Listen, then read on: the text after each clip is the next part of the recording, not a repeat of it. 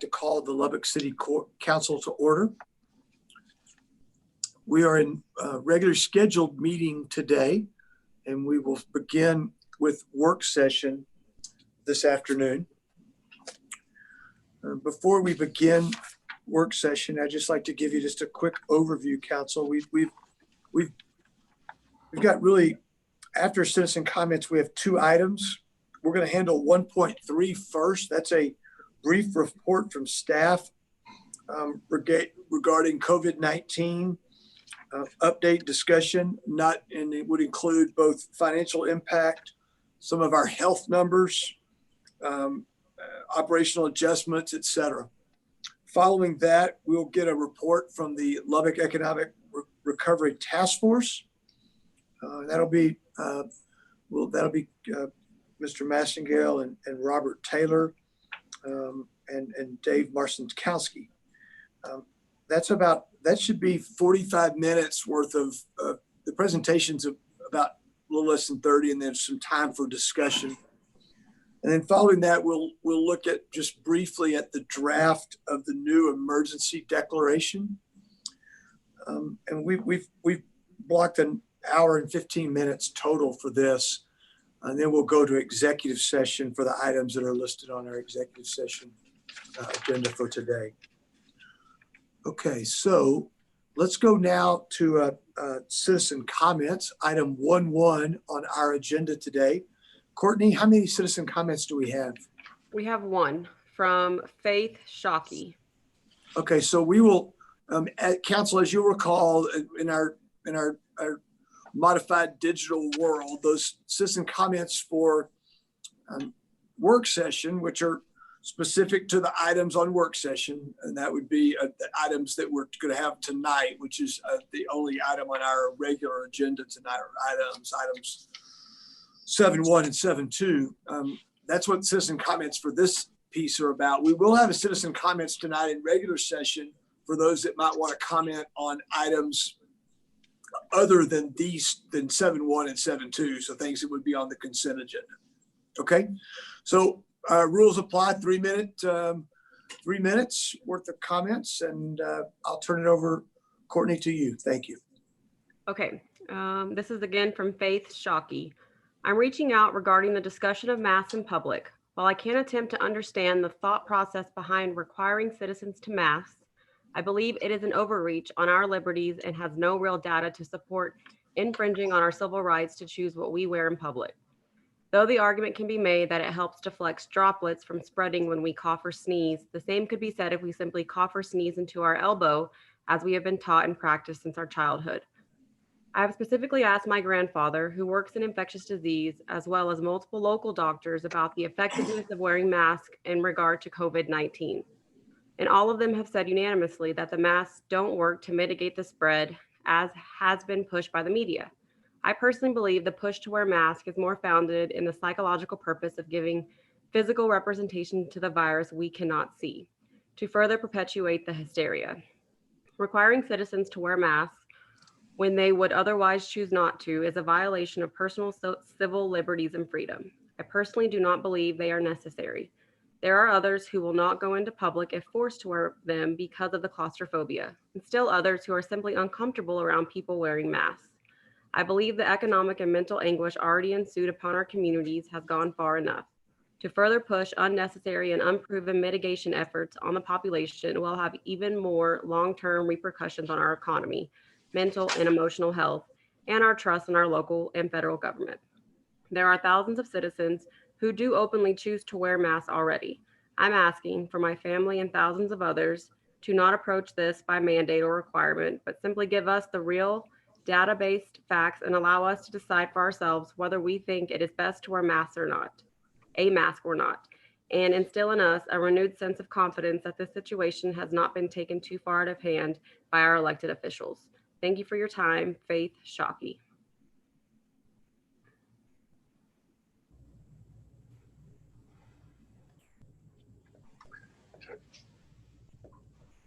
Mayor, you're muted. Thank you. Thank you very much for reading that, Courtney. That concludes our citizen comments. We'll move now to item 1.3 on our agenda. And I will turn it over to Mr. Atkinson. And I would encourage everyone to mute their lines except for Mr. Atkinson. And then when you have a question or something, unmute, and I'll be looking and try to make sure I call on you. Mr. Atkinson. Thank you, Mr. Mayor, Council. Good to see everybody. I will begin today by going quickly over the governor's new order. So this is GA 18. Of course, GA 18 was announced yesterday afternoon at 2:30. If anybody is following along, I will start on page 3, and I'm just going to hit a few of the high points.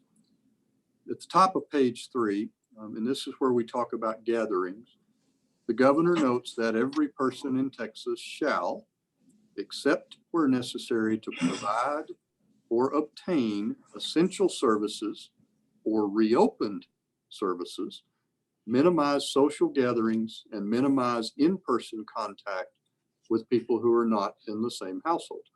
That language was in the prior order and was largely in the order before that. There's a new addition, and I think it speaks to many of the discussions that have been held over the last few weeks.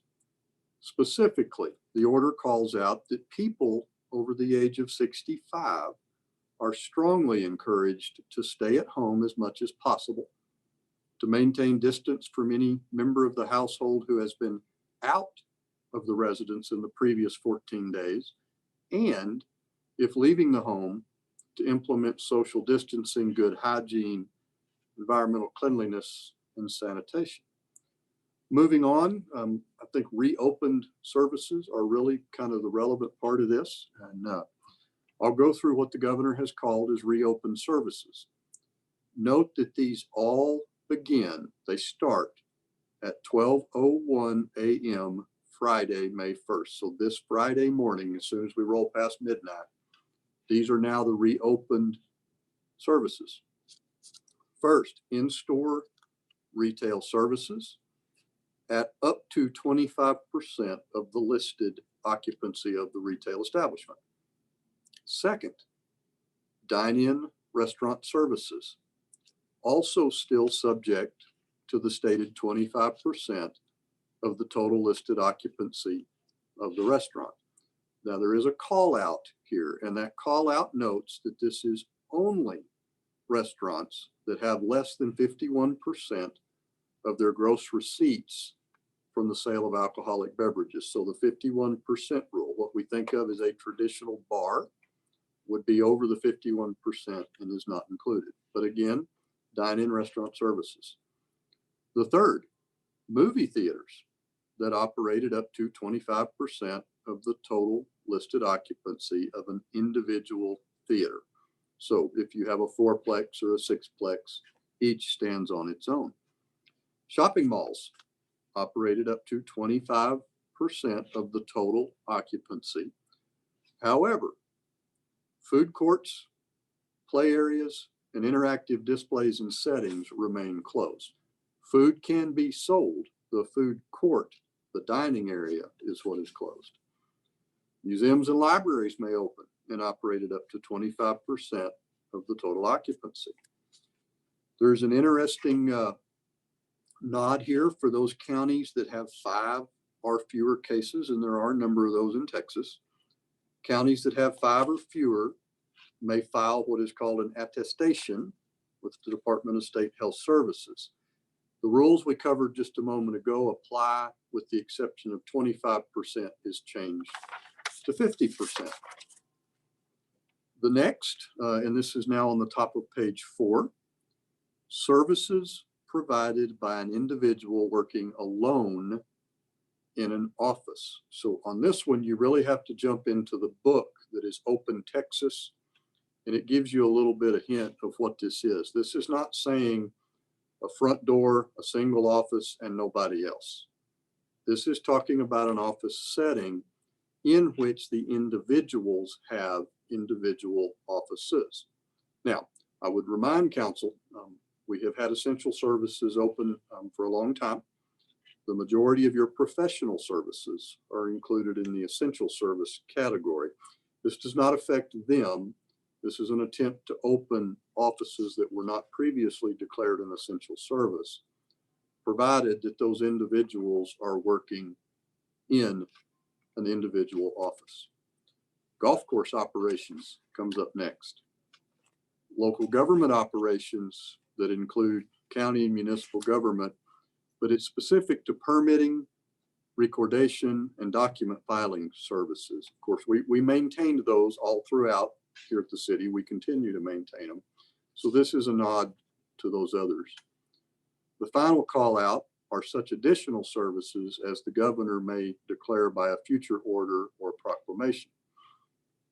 Now, you take all that, and that simply says that 12:01 a.m. Friday, all of those items we discussed are open, subject to those limits, generally the 25% for the individual office. Question could be asked, what about areas that may not be on the backside of the curve as it relates to the disease? You find that one step down from there, and it says the governor may, by proclamation, identify empty county or counties in which reopened services are thereafter prohibited. So what this speaks to us, if you have a county in which the case counts maybe are climbing, they're moving the wrong direction, the only way for those reopened services not to reopen will be for the governor to call out county A, B, or C and say, I have put the pause button on those reopened services. We'll illustrate in a minute where Lubbock County stands, city of Lubbock. I don't feel we're anywhere close to being there, but that's out there. When you move farther down in here, there was a very specific call out and discussion about face masks as the governor went through his call. The announcement for that in the order is individuals are encouraged to wear appropriate face coverings, but no jurisdiction can impose a civil or a criminal penalty for failure to wear a face covering. So that is explicitly stated in the order. Moving down, religious services, of course, are still open. They should be conducted in accordance with guidance issued by the Attorney General and the governor. Those are posted in public. The governor maintains a list of services that will not or cannot open under his order. People shall avoid visiting bars, gyms, public swimming pools, interactive amusement venues, such as bowling alleys and video arcades, massage establishments, tattoo studios, piercing studios, or cosmetology salons. So that is similar to what's been in there before. Of course, restaurants have come out, bars have remained in. The swimming pools, the interactive venues, those are defined possibly a little better than what they were before. Probably to conclude, would note that there's one very important statement in here. As we talk about those reopened services and those conditions and those limits, 25% individual alone in an office. The order states that conditions and limitations set forth above for reopened services shall not apply to essential services. So those businesses included in the CISA guidelines, that's still the operative, they do not have occupancy limits or restrictions upon them. And I believe at the moment, the sense of where we stand with guidance from others and of course from folks in-house is it means what it says. We cannot, as the city of Lubbock, impose such restrictions on essential services. So that's a very brief summary of that. Again, council, I know each of you have that document. For those that are watching or listening to us, GA18 and the book Open Texas are posted on our city website. That's mylubbock.us/COVID-19. So anybody that would like to see those can get to them. Mayor and council, for my next topic, I'm going to speak briefly to a report that I received today on the Support Lubbock Fund. This, of course, was approved by council at your prior meeting. This is the $2 million fund. It's $1 million from Lubbock Economic Development Alliance, $1 million from Market Lubbock, Inc. It's being administered by the South Plains Association of Government. As of this morning, here's the update on the disposition of those $2 million in loan funds. Since April the 22nd, there have been between 300 and 400 inquiries of the program. 91 of those businesses that began that inquiry process moved forward. As those 91 took themselves through the process, 57 of the 91 completed the applications. So at the moment, SPAG is sitting on 57 complete applications. Tomorrow, Wednesday, is the first loan committee meeting. 20 of the 57 will go to loan committee tomorrow. Those 20 represent a request of approximately $700,000 if they were all funded, or an average of $35,000 each. There will be a second loan committee meeting on Friday, and then a third one next week. The 57 applications mentioned above represent all $2 million of the funding, and SPAG has also kept 10 applications that are complete, that are kind of the next step. So if any of these first fall out or they don't complete the process, there are complete applications ready to go behind them. Per SPAG, they estimate the entire $2 million will have been loaned and wired out by mid-May. Of course, some will begin before that, but they estimate they'll be done. The fund will be spent out. We'll speak real quickly to the tiers. If you'll recall, the program was set up based on a business's gross income. So the first category was gross income of $100,000 up to $500,000. That category is eligible for up to a $20,000 loan. 23 of your 57 applications fit into that category. 23. Your second category is over $500,000 up to $2.5 million. This category is eligible for up to $40,000, and there are 29. 29 of the 57 are in that category there. The third, the largest category, is over $2.5 million up to $5 million. That category is eligible for up to $60,000 in the loan. And of your 57 applications, 5 applications are within that largest category. The only other note that went with that is that at this time, so I'm talking all 3 categories, all but one of the applicant has asked for the maximum that they're allowed based on their tier or their category. So that fund has moved quickly. We think, again, it's fully subscribed, and those dollars will have been provided to these businesses by mid-May. So with that, Mayor, I don't know if you wish me to stop for questions or go through to the end and pause. Mayor, you're on mute. Thanks, Mr. Atkinson. We've got about 10 more minutes for this. So why don't you go on through and show your health slides, and then we'll do Q&A at the end. Absolutely. Thank you. Isn't that what you have left? Give you the testing numbers. Yep, please. We'll show you the slides. Okay, testing.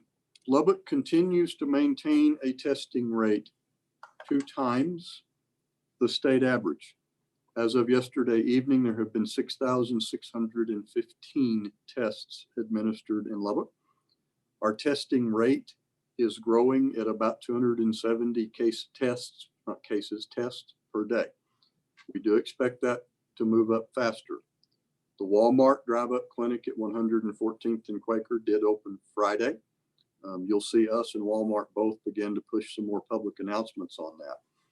I think, even more exciting for us, the city's own testing site will open tomorrow at your Patterson Library. And Councilman Chidas, I want to thank you for your assistance with some of our PSAs on that. Here's how the Patterson tests will work. Our drive-up site at Patterson will be open 3 days a week, Monday, Wednesday, Friday. We're going to start on Wednesday, but we'll roll it around to all 3 days. It is by appointment. It's by appointment. Anybody who wishes to make an appointment can do so by calling the health department, 775-2933, 775-2933. They will get you set up. They will take care of a lot of your pre-screening. The idea is when you pull into that testing site, it's been pre-cleared. The majority of your paperwork is done, and we're ready to get you the test. Now, very importantly, there is no cost. There is no cost to be tested at this site. If you have insurance, we will ask for your insurance and we will bill the carrier. We will not charge anything that's remaining. If you do not have health insurance, if you don't have it, there is no charge of any sorts. If you get qualified for this test, we want you to have that test. There will be no follow-up billings. Nobody will ask for $1 when you pull up or anything else. So again, we open tomorrow, 1 p.m. A lot of work is taking place out in the parking lot and inside in the conference room, and we're really ready to get that site up and going. With that, if you'll grant me just a quick moment's patience, I'm going to attempt to flip to the data screens.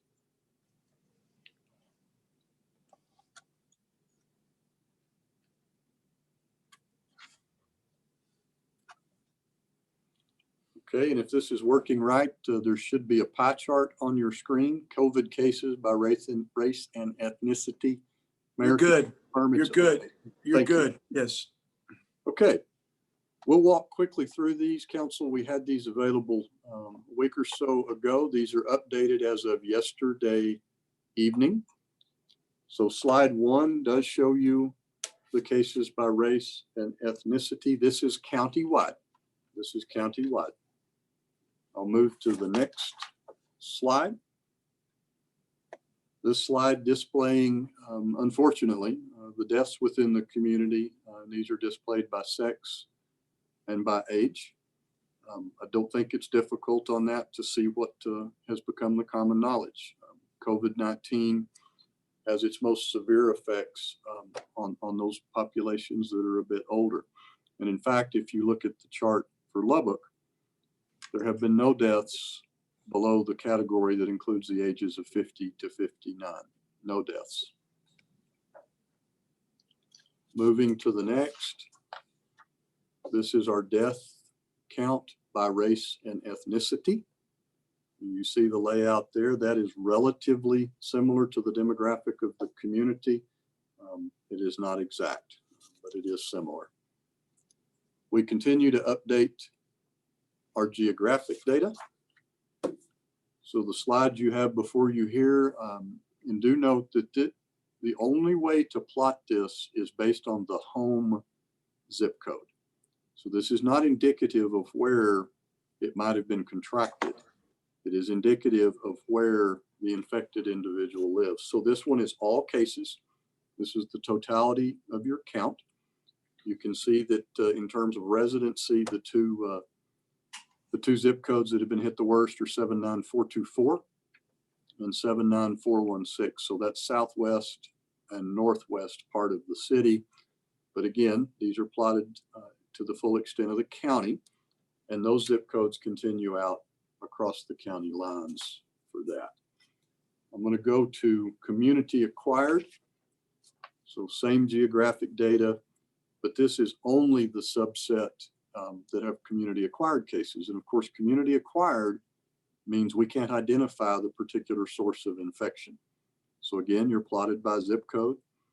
You see that 424 still remains the one that seems to have the most folks residing in it that have a community acquired case. 2316 also high, and then as those blues get lighter, you see how that carries out. The interesting thing you'll see on these charts, if you look at 79401 right in the center of Lubbock, that's largely your Texas Tech University campus. And of course, there are no residents on the campus at this time and have not been for several weeks. The council, we've talked about looking at 3 metrics that are very key to what we need to see to reopen Lubbock safely. This is the first. This is your active cases by day. And so we're not plotting the total. We're taking the total less the recovered cases and less any unfortunate losses to death. What you see here is that line is pretty flat. And it's been pretty flat going back really to about the 15th of April. So we've had not a significant incline from the 15th to the 18th. And then from the 18th forwards, you see that we've maintained a very flat line of active cases. So that is the total load in the community that's being managed. Let's move to the next. This is new cases. So this is new cases per day. And if you'll recall, going back to April 11th, we had 3 days that had some pretty large reports, 3 days that were centered up around 35 cases per day. Carrying out though, when we get back onto the 17th of April, you'll see that we've not had a single day over 15. And in fact, we've had 4 of those cases that were 4 of those days that were 7 cases or less per day. So your new cases per day have definitely trended downward. The line is jagged because it points by day and it's not smoothed, but we've definitely trended downward. And I think it's always important to note that this is not because of reduced testing. We have added testing capacity. We have added cumulative tests each and every day, yet the portion of those coming back positive continues to decline. So we suggest this one is also positive information. Look at the third one. And really this even shows up in GA 18 when you get to the part about the counties that can attest to the 5 or fewer cases. Part of their attestation is looking at hospital capacity. So that's what you see here is hospital capacity. The blue line across the bottom represents the number of hospitalized COVID-19 patients in your Lubbock hospitals. And that line is also very flat. That line has traded in a very, very narrow range all the way back through the 7th of April. It's going to center up around 31 at any point in time that are hospitalized in our 2 big systems here. The line at the top, the orange line, that's your hospital capacity. It's not the total number of beds. It's the beds minus what's being used. And you see that we've maintained a delta that was greater than 650 beds until we walked through to April the 26th. And you see the capacity line has trended down slightly. It did not trend down because of an increase in COVID patients. If you look at the bottom, that's flat. What you're seeing are the hospitals now having the ability to move back into certain types of the elective procedures, which will occupy beds. It will. But even in that case, you're still working on a delta of roughly 550 beds available in the community. We update this chart every day as well. Of course, it's posted on the website. It had fallen off, but it's back and it will stay on the website. So taken collectively, these last 3 slides, Council, we feel like those present a very fair snapshot of where we stand within our community here in Lubbock related to the COVID-19. The testing continues to go at 2 times the state average, and that's just going to do nothing but grow, especially when Patterson comes online tomorrow. So with that, Mayor, I'll stop and take a moment of questions if we have time. If not, I'll introduce your next topic. Let's go ahead. Why don't you, thank you for unsharing your screen. Let's try to do some brief questions and then we'll move on to the next piece. So I'll open the floor for questions. Council, Mr. Chinese, looks like you may be unmuted. Are you ready to go? Yes, sir. Thank you, Mayor. Mr. Atkinson, I don't know about the possibility, but on the pie chart that you were showing, is there a way, I'm sure there is, to start sharing information of the senior living, a section on that pie chart without invading privacy? That is an excellent question, and I will pose that tomorrow morning and see if we can do that. As long as the data sets are large enough and are blurred enough that you can't identify individuals, I would think that we can. So yes, sir. All I'm asking for is just a general number. You know, of the 206 Hispanics, how many of those, well, were out of the senior living? The 191 of the white, how many were senior living? 33 black, how many were from the senior living? I don't know if we can get down to that kind of detail. On the, yes, sir. I'll be glad to run that. I do want to note, of course, that will make each of those pieces smaller. But that Yes. unknown category, at some point, as we get more and more tight, that unknown category starts to skew the data more. Yes, it does. Second question, you mentioned cosmetology studios. They will be open? Cosmetology salons. So Salons, yeah. anything related to the hair care is explicitly stated as closed in GA 18. Okay, just again, just a point of clarification for the cosmetologists, barbers that are out there, information for them. Again, would you repeat the date up until the 18th? I'm sorry, what was the date on that?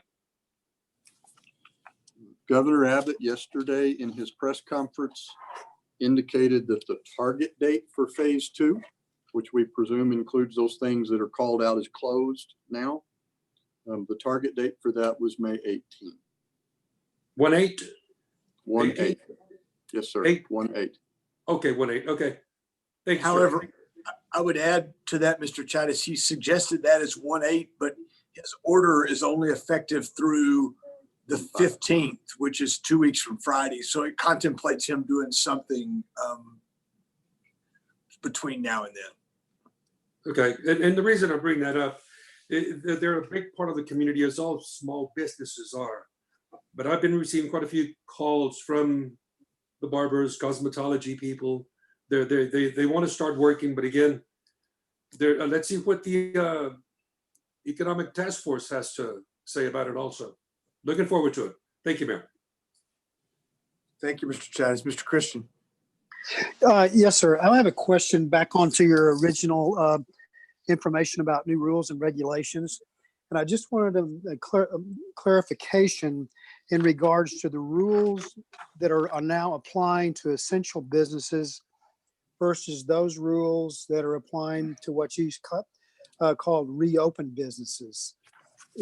What's the difference? It almost sounds like essential businesses can do pretty much whatever they want in regards to capacity. Would that be a fair assessment of what you said? For example, a Walmart or other stores, they can have as many people in their stores as they would like. Is that correct? That does appear to be what it says, yes. Okay, so we still have, in essence, we still have a set of rules for essential, and then we have a set of rules for what we're calling reopen, or I'm going to even call them what they were prior to this time, is non-essential. Would that be a fair assessment of that statement? I think it would. I would make one note. GA 18 references back to the presidential and the CDC callouts. Okay. Those callouts quite explicitly do state you have to maintain social distance, you have to maintain good hygiene and those types. In fact, the presidential guidelines, and it doesn't apply to a retail, but as it applies to a gathering, still call out 10 as a number for gatherings. So the best interpretation we can give you at this moment, essential services will have whatever limits Lubbock or any other community may have put on them. So here, our large home improvement stores have a limit of 100 exclusive of employees, 100. 12:01 a.m. this Friday, that limit no longer applies. However, they are still subject to maintaining the social distance and the good hygiene practices and so forth. But outside of that, we don't read that there's a local authority to do anything different. So we won't have lines in front of our building supply stores or those others that fall under the category of essential businesses. And I'm making a broad statement, but that's pretty much what's going to happen come Friday. Yes. Not necessarily. I mean, they could choose to limit their own occupancy. We hope that they'll be responsible.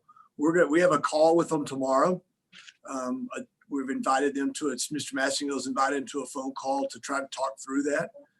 We will very much enforce the social distancing piece. And if they're not taking care of the inside of their stores, the store manager runs a risk of being cited for that. We can't let the progress we've made on this, be blown away by 5 or 6 big stores in this community and we think they'll be good citizens, and we certainly hope they will be. But the at the end of the day, they can have as many people in their store as possible, as allowable. But they Yep, still have to social distance. That's not what the governor said yesterday, but that's what his order says. And you can take that up with the governor if you feel like me and find there'd be conflict there. Because he called out what a good job HEB and Home Depot were doing specifically. Y'all watched the press conference just like I did. But when you read his order, that's not what it says. Gotcha. All right. The other thing I would mention is that we're updating our data slides daily. As citizens want to know about that, please send them to our website. They're much more accurate than the state website. If you look on their website for our testing data, it shows us in about half the number of tests that we've done. I'm not sure where they're getting that information, but it's not correct. Ours is updated on a daily basis, and we will continue to do that. Mr. Griffith. Thank you, Mayor. Mr. Atkinson, would you mind repeating the new test site location and the telephone number again, please, so everybody can hopefully write that down? Absolutely. Thank you. Patterson Library, which is located at 1836 Parkway Drive. 1836 Parkway Drive. That site will be open Monday, Wednesday, and Friday from 1 p.m. to 6 p.m. If demand requires, we'll extend those hours or add days. But we're going to open tomorrow, 1 p.m. to 6 p.m., Monday, Wednesday, Friday. You do need to have an appointment. You gain that by calling the health department. 775-2933. 775-2933. This has all gone out publicly through a press release. It's going to be posted on our sites. We'll push it on social. And again, the final piece of this site, there is no cost. There is no cost to be tested. If you have health insurance, we will bill the health insurance. If it doesn't pay or comes back with a gap, you're not billed. If you do not have health insurance, there is no cost. We will not ask you for $1. Okay, and you will not be billed later. We want you to come to this site, but we need you to call 775-2933 first. Thank you.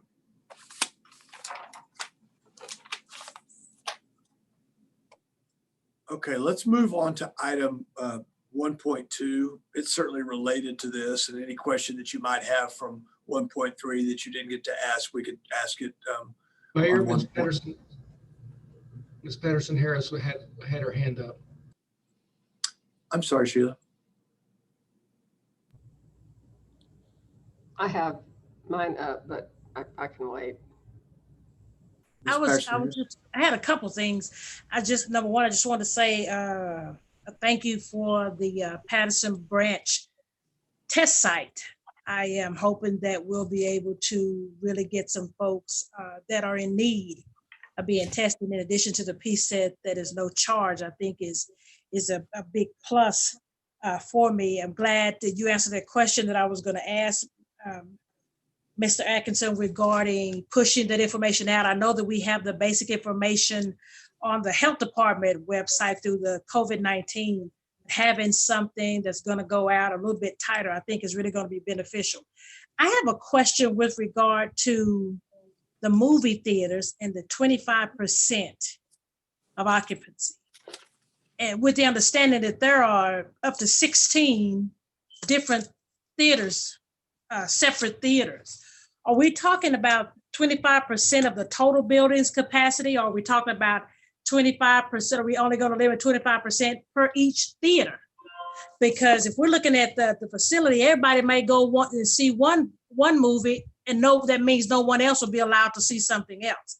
Not to say that I think it's a good idea to even have folks go to the movie or have folks rush there. I'm just curious as to how we'll monitor that, or that's actually going to be set up. Okay, so if you'll allow me, I want to read this one again verbatim. Movie theaters that operate at up to 25% of the total listed occupancy of any individual theater for any screening. So if you have 4 theaters side by side, a fourplex, each one of which was originally rated for 100 people to sit in there, each of those individual 4 will have 25 people. You don't get to put 100 in room 1 and then have 0 in 2, 3, and 4. Yeah, I think I missed that when I was looking at it, and when I was listening, I think I was holding on to what I thought I saw before. So thanks for clarifying that. That just bothered me. Well, there's a lot of stuff with this that bothers me, but we'll keep moving forward. Thanks for the information. Yes, ma'am.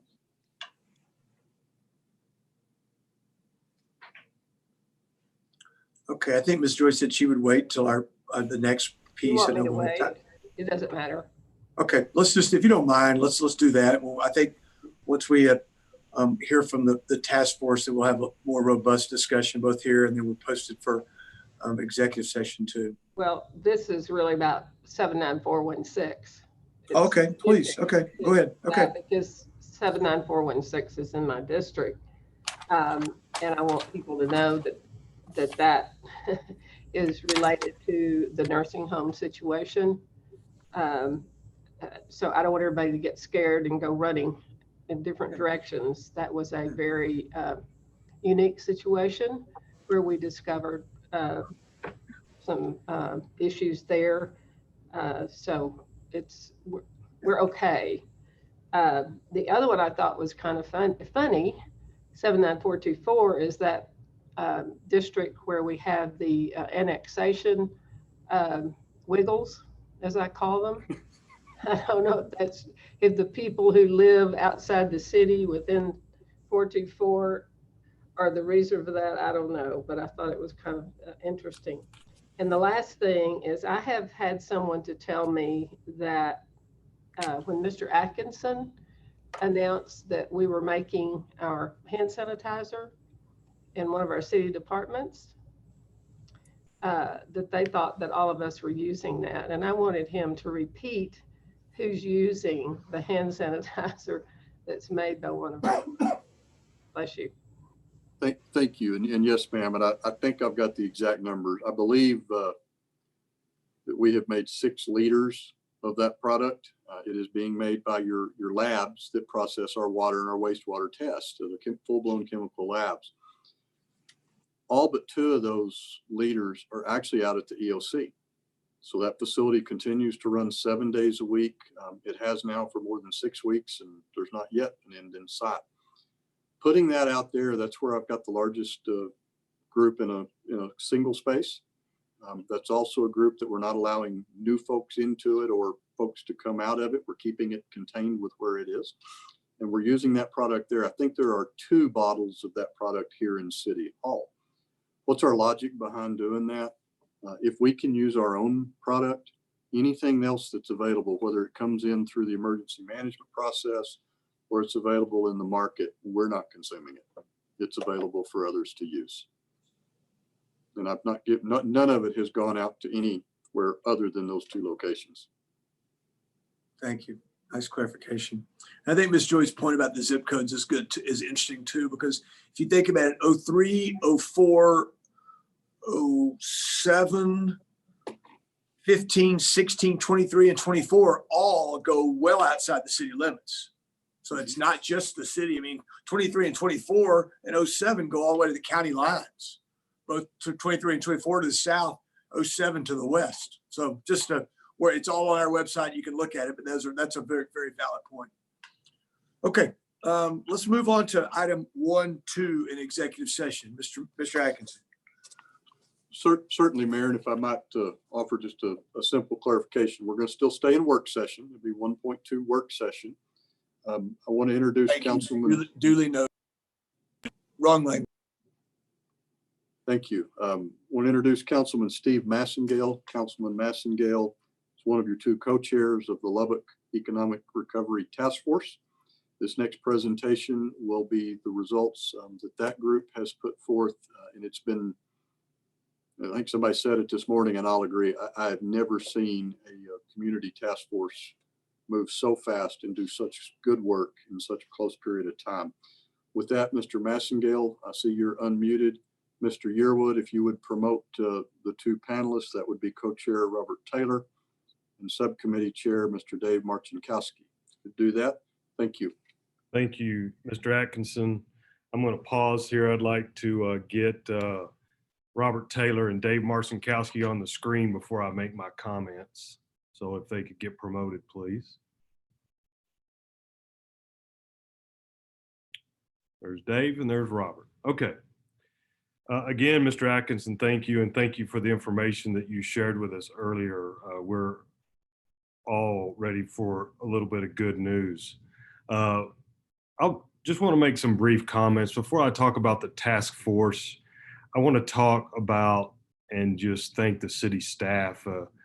The amount of work that we've done over the past few days and the things that we've dealt with over the past few weeks. You know, when we needed somebody to jump, there was not anybody there to ask how high. They just jumped as high as they could. And Jarrett and his team have put in countless hours supporting the efforts of the mayor and the council. And, you know, I can't thank everyone enough for what they've done.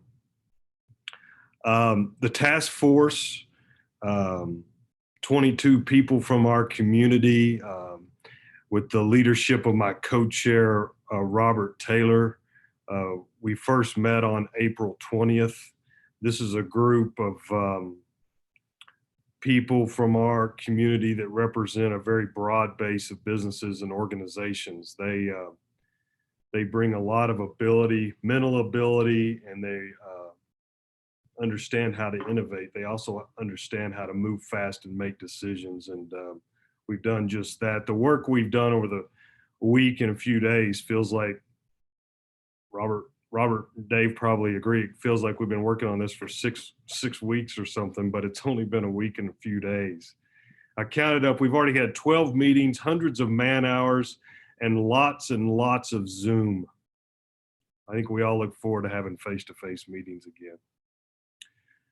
Countless revisions this group went through. I think we all wished we had a crystal ball as to what Austin was thinking, and we'll get into that. As you can see, we probably didn't. One thing that was clear, though, is this group was laser focused on getting Lubbock back to work. Bottom line, doing everything they could to get Lubbock back to work and find a plan that would balance, as we've talked about many times. I think the mayor said it first, lives and livelihoods. I've never seen, in all my community experience, a group work so efficiently. It'll definitely go down as one of my prouder moments working with folks in Lubbock, Texas. I think the council will be pleased with the work as we communicate the plan. Mr. Marcinkowski is going to go through the highlights and understand how we've made a decision to pivot in light of the governor's order, but I look forward to him sharing it with you. Mr. Taylor, I'll kick it to you before we ask Dave to go through the slides. Okay, thanks, Steve. I'd like to thank Steve. He did a lot of heavy lifting on this committee and this task force, and I think that's why we came out with what we thought was a pretty good plan. If you look back at the state's plan, it says in there many times it set a minimum standard with minimum protocol. And I believe that to be true. Our Lubbock plan outline was built to put several more people back to work and really gave, I think, best practice guidance for we could have a successful reopening. It was a very diverse committee. There was a lot of people that had a lot of opinions and everybody got to voice them. We had a lot of experts. We did reach out to many local groups. We also reached out to many local business people, and we had a lot of research material backing up and giving us support for what we put together. I think the committee is now thankfully ongoing. I don't think it's a one and done deal. We still have the educational component that has yet to meet. And I think probably with this committee and with this task force comes a communication piece that we built around best safe practices. I think it's built to reach out to our citizens as well as business owners, and as hopefully we can impact behavior and build even more chance of success. The key to the goal is to mitigate the growth of the coronavirus while returning as many citizens as possible and as safely to work. It's important for us to stay focused on what we need to do and control the virus. It's just one step. This is an ongoing process. So this is just step one to the successful returning to work of citizens of Lubbock. And it depends on our citizens and our business owners' self-discipline. It was encouraging to see how many people are so bought in to Lubbock and how many people are giving of themselves so we can get Lubbock and the citizens back to where they need to be. One of those I'm going to turn it over to Dave Markowski. He took on this task of our little subcommittee to put together the details for a very, very well thought out, I think, successful plan to get us back to work. When we monitored, had to make some changes to accommodate the governor, but I think we did that in a good fashion also. So Dave? Thanks, Robert. Thanks, Steve. Appreciate your time. Appreciate everybody's time. Thank you for this opportunity to present the work that we did. I want to start off by kind of echoing a few comments that were made. This group, I've been a part of a lot of volunteer groups in my life, and I've never been a part of a group that has been so committed and so passionate, putting the best interests of our city way above any personal interests. And that was to a person. It was a very exciting group to work with. And I think, with the work that we have completed, we're all very proud of it. I think it's worth noting that, for us, the most important thing was the health and safety of Lubbock. But we believe very strongly that our economy is a big part of that health and safety. And so we had really engaging debates from the medical group to the business group, and everybody was respectful. Everybody was understanding of both sides. Everybody realized this is not, we're kind of rewriting a playbook. And there are so many things that go into it. This is such a complex situation we find ourselves in, and there aren't any easy answers. And so that's why I think it was so critical for us to have this group, and my thanks go out to everybody who's on this task force. I look forward to working with them as we move through this and get Lubbock through this crisis. For us, it was about, a big piece of this was getting employees back to work. And I know that's what we all want.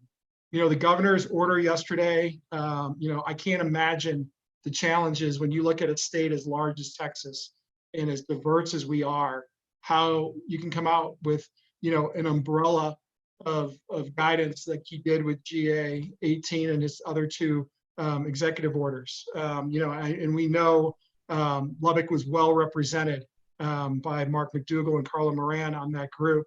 And the work that they did is truly, I can't imagine all that they've accomplished the last week to get the governor to a point that he was yesterday.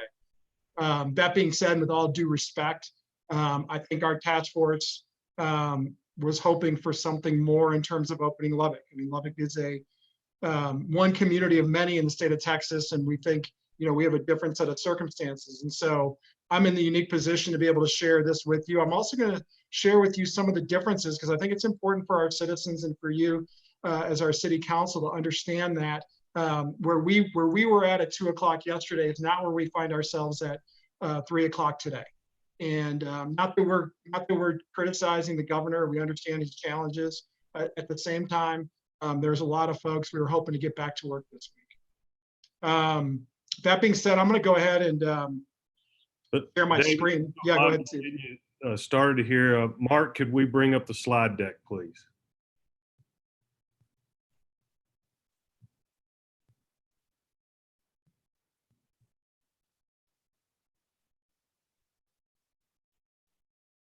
All right, Dave, these should roll along with, hopefully you've seen this, but Yeah. that gives you the slide deck as we walk through it. So, And okay. I've got my notes from this, and so hopefully everything I cover lines up with the slides, but we'll obviously take questions towards the end. And so, real quick acknowledgement, both during this process and specifically as it relates to this Lubbock Safe program, Jared and his team have done amazing work. They have been available to us whenever needed.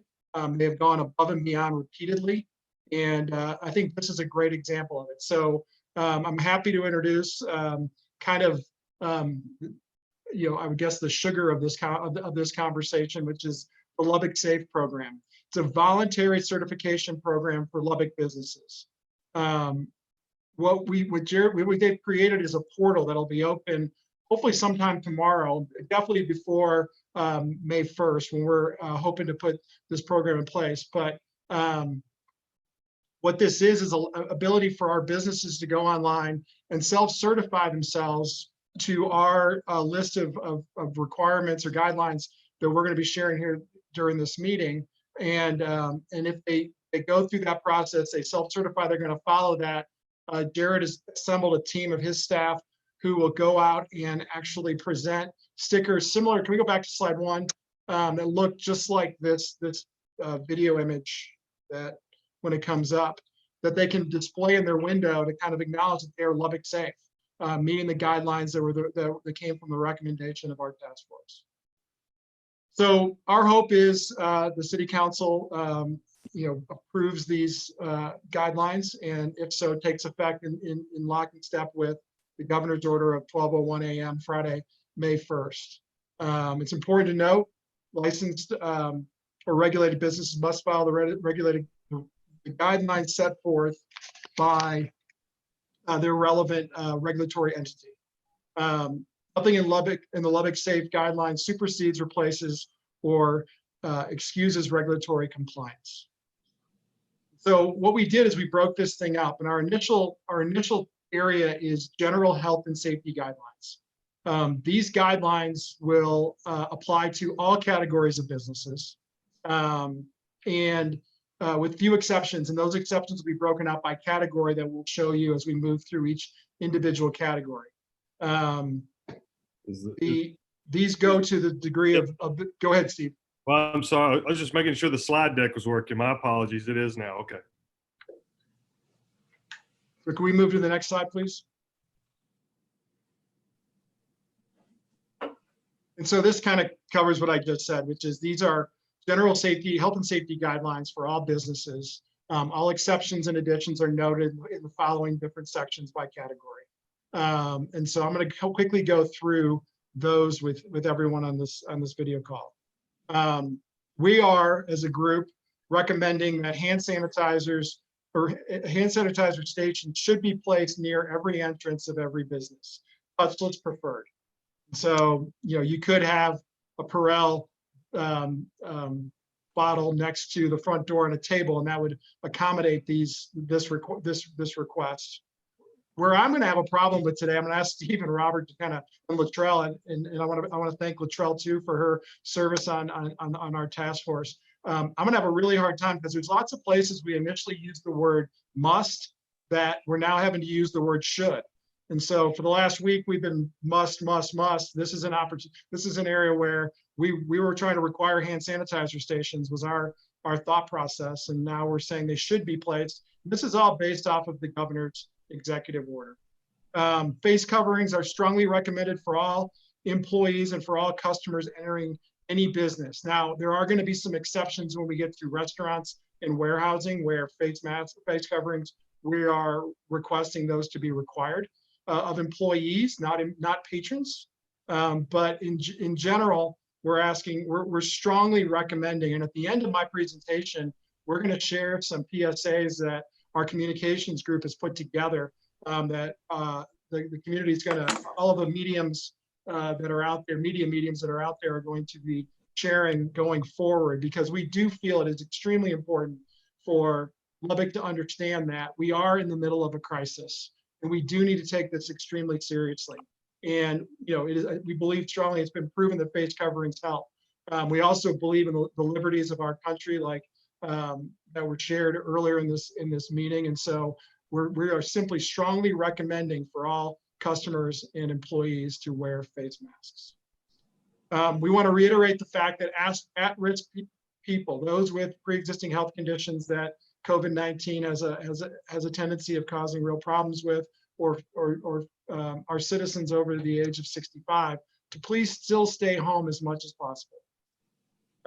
We're asking for our businesses to put up signage and notifications to customers that strongly encourage this, that at-risk populations take all precautions to protect themselves from contracting COVID-19.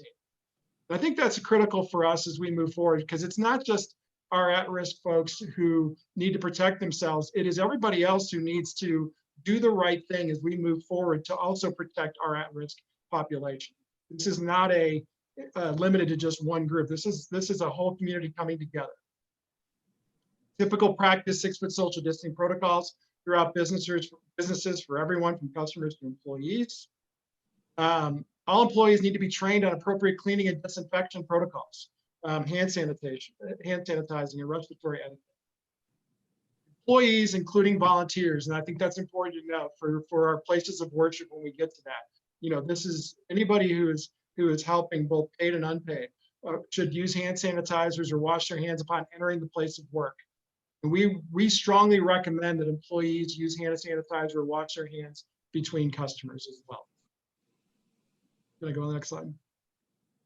Cashiers are strongly encouraged to use hand sanitizer, wash their hands between each customers for sure.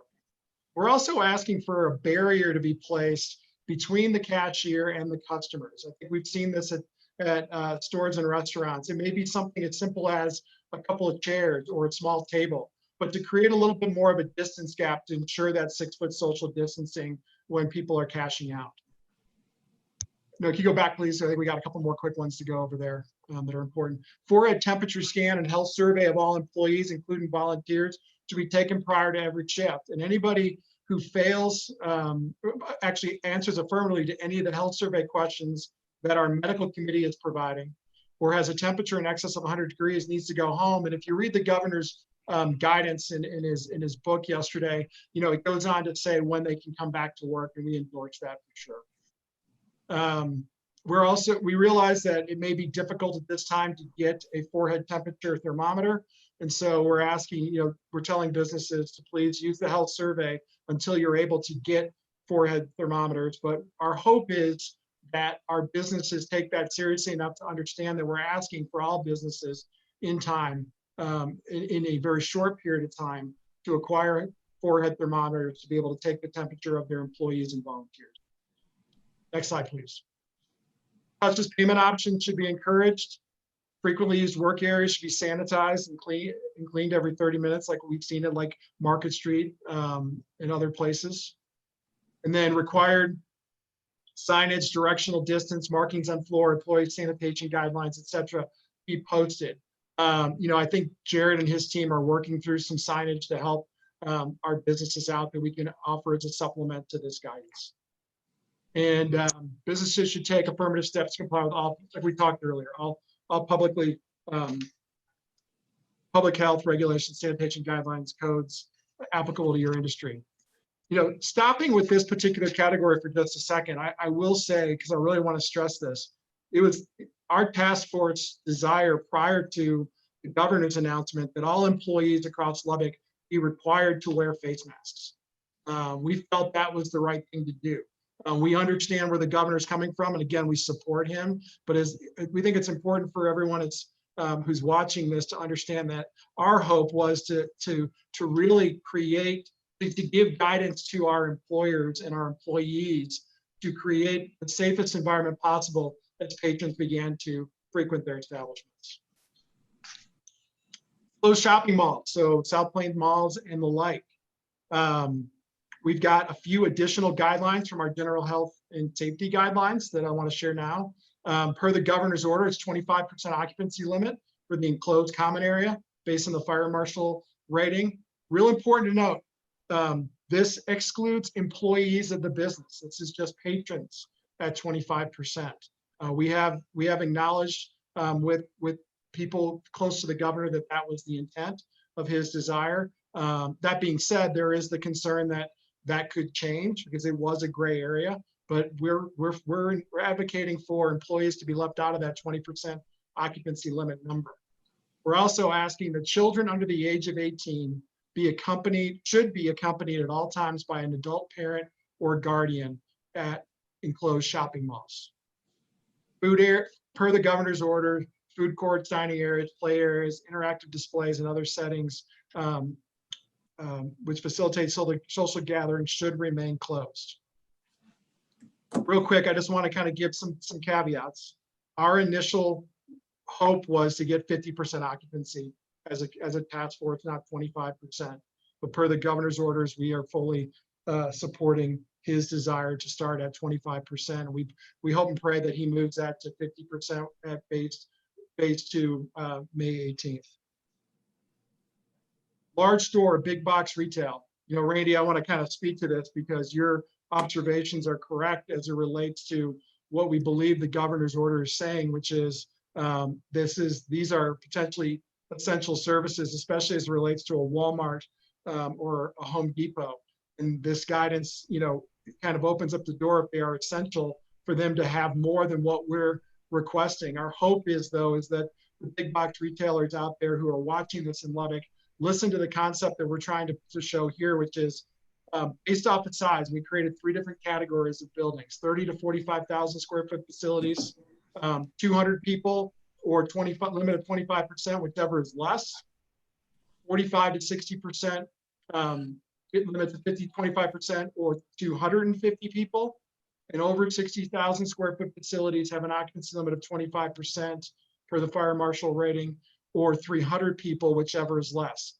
All those numbers are excluding employees. Restaurants. I believe Jared kind of went through the 51% sign as determined by TABC is what is going to determine a restaurant from a bar. Bars are not a part of phase 1. I will tell you they were a part of phase 1 with our original task force proceedings. 25% occupancy limit, excluding employees for restaurants. Minimum of 6 customers per table. We're encouraging reservations to reduce customer waiting in groups for a table to open. All valet services should be suspended except for customers whose vehicles display placards or plates for disabled parking. The typical 6-foot social distancing in waiting areas and outside sections. Self-serve buffets and stations should be avoided. Patrons should only order items from a menu.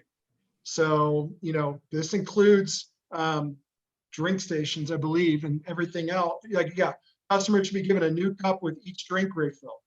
So we're trying to eliminate the need for, or the possibility of people to be accessing self-serve food buffets or drink stations and potentially creating a problem there. We are asking to require face coverings for all employees in restaurants. All place settings, utensils, menus, condiments, should be single use or should be clean and sanitized after every customer. We're asking for only covered straws to be served. And then typical cleaning, sanitation that you would expect, and a designated manager to oversee that. Now, real quick, the other caveat that is, you know, when the government put 25%, our hope as of yesterday was for it to be at 50% as a task force. But we are on our, you know, we have changed that to 25% for the governor's orders. Non-essential medical. So your dentist, optometrist, and other non-emergency outpatient services. We heard yesterday the government opened that up with a 25% occupancy limit, excluding employees. We're asking that customers' patients should be seen by appointment only and stay in their car until they're invited in for their appointment. We're asking for customers to go through a forehead temperature scan and health survey. And if they answer affirmatively to any questions, or if they have a temperature over 100 degrees Fahrenheit, we're asking that they be sent home. We are similar to what we did with the general health and safety guidelines. We're asking people, you know, to use the health survey until they can get the proper forehead thermometers. our hope is that they, especially non-essential medical, that they can get those relatively quickly. Children under the age of 18 and special needs customers needing assistance may be accompanied by a guardian or parent during treatment.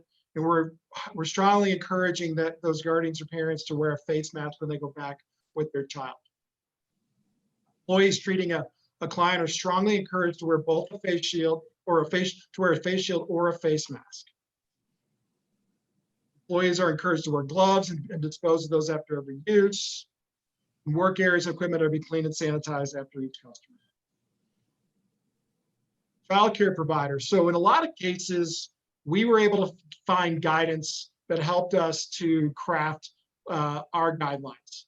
And Texas Health and Human Services had guidelines that we were able to work through and for the most part take as is in terms of the guidance here. So all 4 of these items on this section really come off of the guidance provided by Texas Health and Human Services. This first item is a list of all the folks that can enter a child care facility. The next one talks about forehead temperature scans and health surveys for all people entering the facility. The same rules apply as it relates to answering affirmatively to any of the questions in the health survey or having a temperature over 100 degrees, they need to be sent home. Requiring pickup and drop off of children outside of the facility, unless there's a legitimate reason why the parent needs to be asked in. And then in terms of the food, ensure that each child is provided individual meals and snacks, just no family style meals. I think one point there, this was a big topic for us. We realized as a group early on that in order to put people from Lubbock back to work, we needed to solve the childcare provider challenge. And so, I mean, we were constantly working through, the fact that the messaging needed to be out there, that we're going to rely heavily on our childcare providers out there across the city to open up and hopefully, be able to work with and actually satisfy the need that's going to exist in our city as more people from Lubbock get back to work. Event centers. Or no, houses of worship. I'm sorry, I jumped a little bit. Houses of worship. So our churches. We got most of these guidelines from a joint letter provided by the Texas Attorney General and the Governor of Texas, and guidelines that they had set forth. There are some caveats. The first one is one of those caveats. And so we felt it was important to note to churches in Lubbock that we have an outdoor gathering category. And the rules that apply for the outdoor gathering category could make it conducive to churches to have outside services. And so we asked them to not to go look at that section and see if it applies to you. This is especially important as it relates to drive-in style services that we've seen across the country and in Lubbock as well. We're asking for childcare to remain closed unless they can meet the child care facility guidelines listed above that I just went through. We ask that attendees and for our churches to ensure that the attendees sit with their family unit or group and use social distancing between each unit, and if necessary, add more service times to facilitate social distancing. We're asking for alternate rows between attendees. That's all social distancing, common sense, I think. Clergy and or ushers should dismiss attendees by family unit or row to maintain social distancing as people exit the building. Again, I think that's common sense in terms of how we're trying to encourage social distancing. Staff should sanitize seats and frequently use surfaces between services. We're asking to refrain from passing collection plates and instead provide a central collection box in the building or encourage online giving. And then as well, consider how the sacraments can be administered without the attendees touching the same surfaces and objects. Event centers. You'll note in this document is there's an event centers. There are a number of things that would normally have been included in event centers that are part of our phase 2 per the government orders. And this one reads a little bit differently and says, if allowed by executive order GA18 or subsequent order, this section applies to businesses that provide indoor, outdoor event space and or otherwise allow for gatherings larger than those recommended by the president and the CDC, such as movie theaters, museums, and libraries, that were specific to the governor's orders, but then we also have things like funeral homes in here that we're still trying to get clarification on. But our hope is funeral homes, weddings, and those kinds of things will be allowed in this guideline, and we can make that known to the public as soon as we have clarification. Same rules apply, 25% occupancy limit. If there's food being served, we're asking for the resident guidelines to be followed. Any ticket sales should occur online and not at the box office. So if you're going to the movies, make sure you buy your ticket before you go online. Strict social distancing needs to occur or should occur while seating. For rows that are not 6 feet deep, every other row should be used. Customers should sit with their party, and they should be 6 foot separation between parties. We've seen guidance that said 2 seats in a movie theater constitutes 6 feet. Components of these businesses that have interactive functions or exhibits, including child play areas, should remain closed. If there are pictures being taken, we're asking for a dedicated area that is cleaned, if applicable, between each group being photographed. A dedicated area at least 6 feet from customer seats should be provided for any speakers, presenters, facilitators, or the like. And then, of course, all chairs, tables, equipment should be cleaned and sanitized after each event or activity. Outdoor gatherings, similar to event centers. If allowed by executive order GA 18 or a subsequent order, this group will go beyond houses of worship and whatnot, because it could include graduations, concerts, weddings, political gatherings, demonstrations, and the like.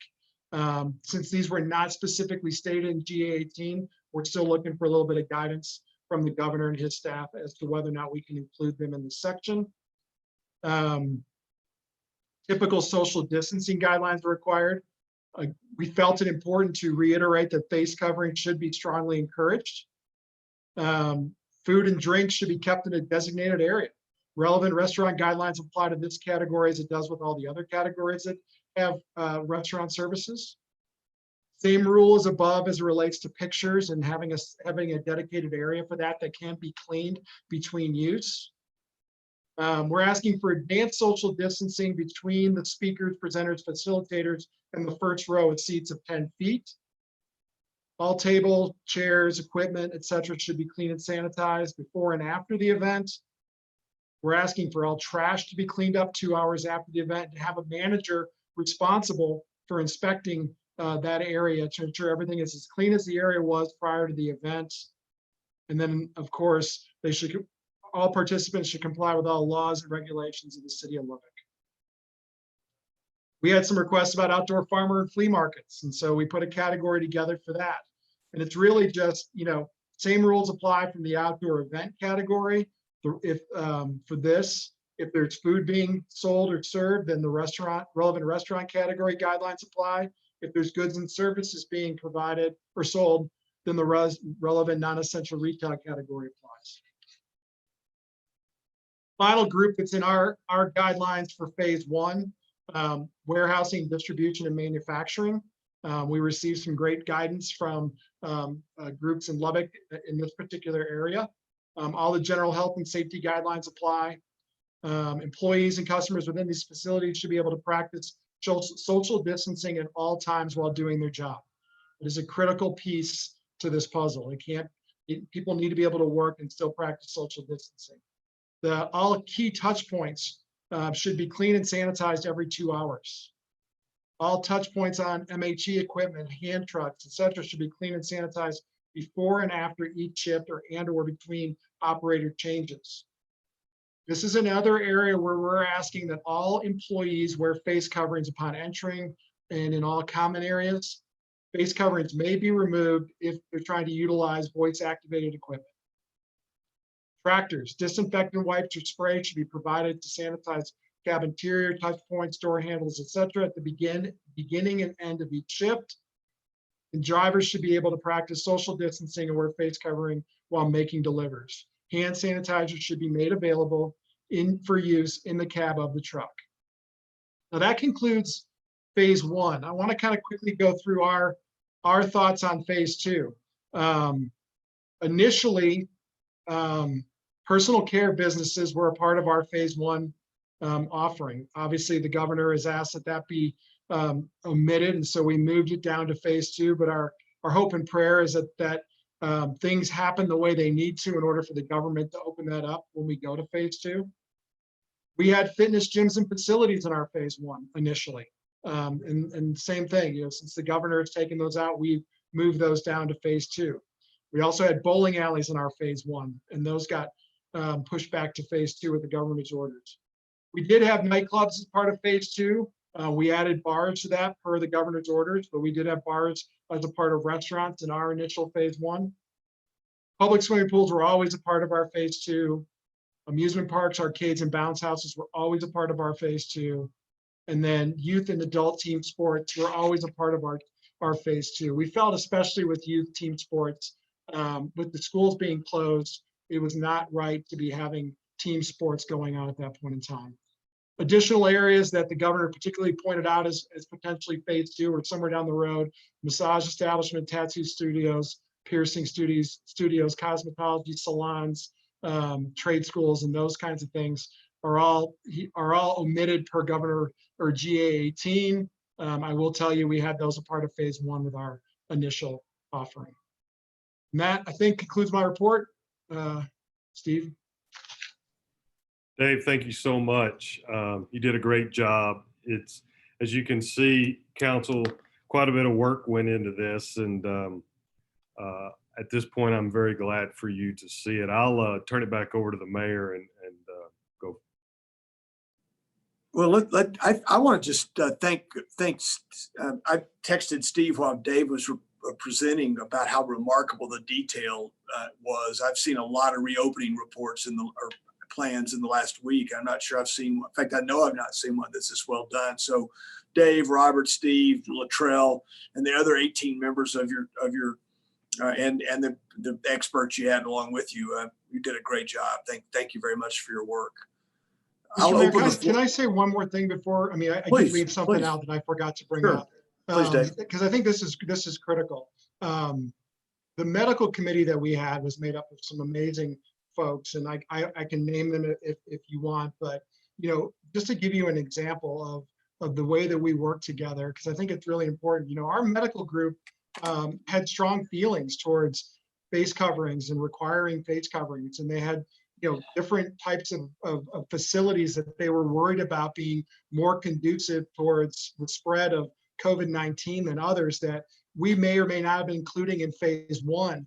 And the conversation and dialogue was always very respectful. And quite frankly, I really respect and appreciated where everybody was coming from. Because again, there were no right answers. And I feel it's important for us to acknowledge specifically the medical committee.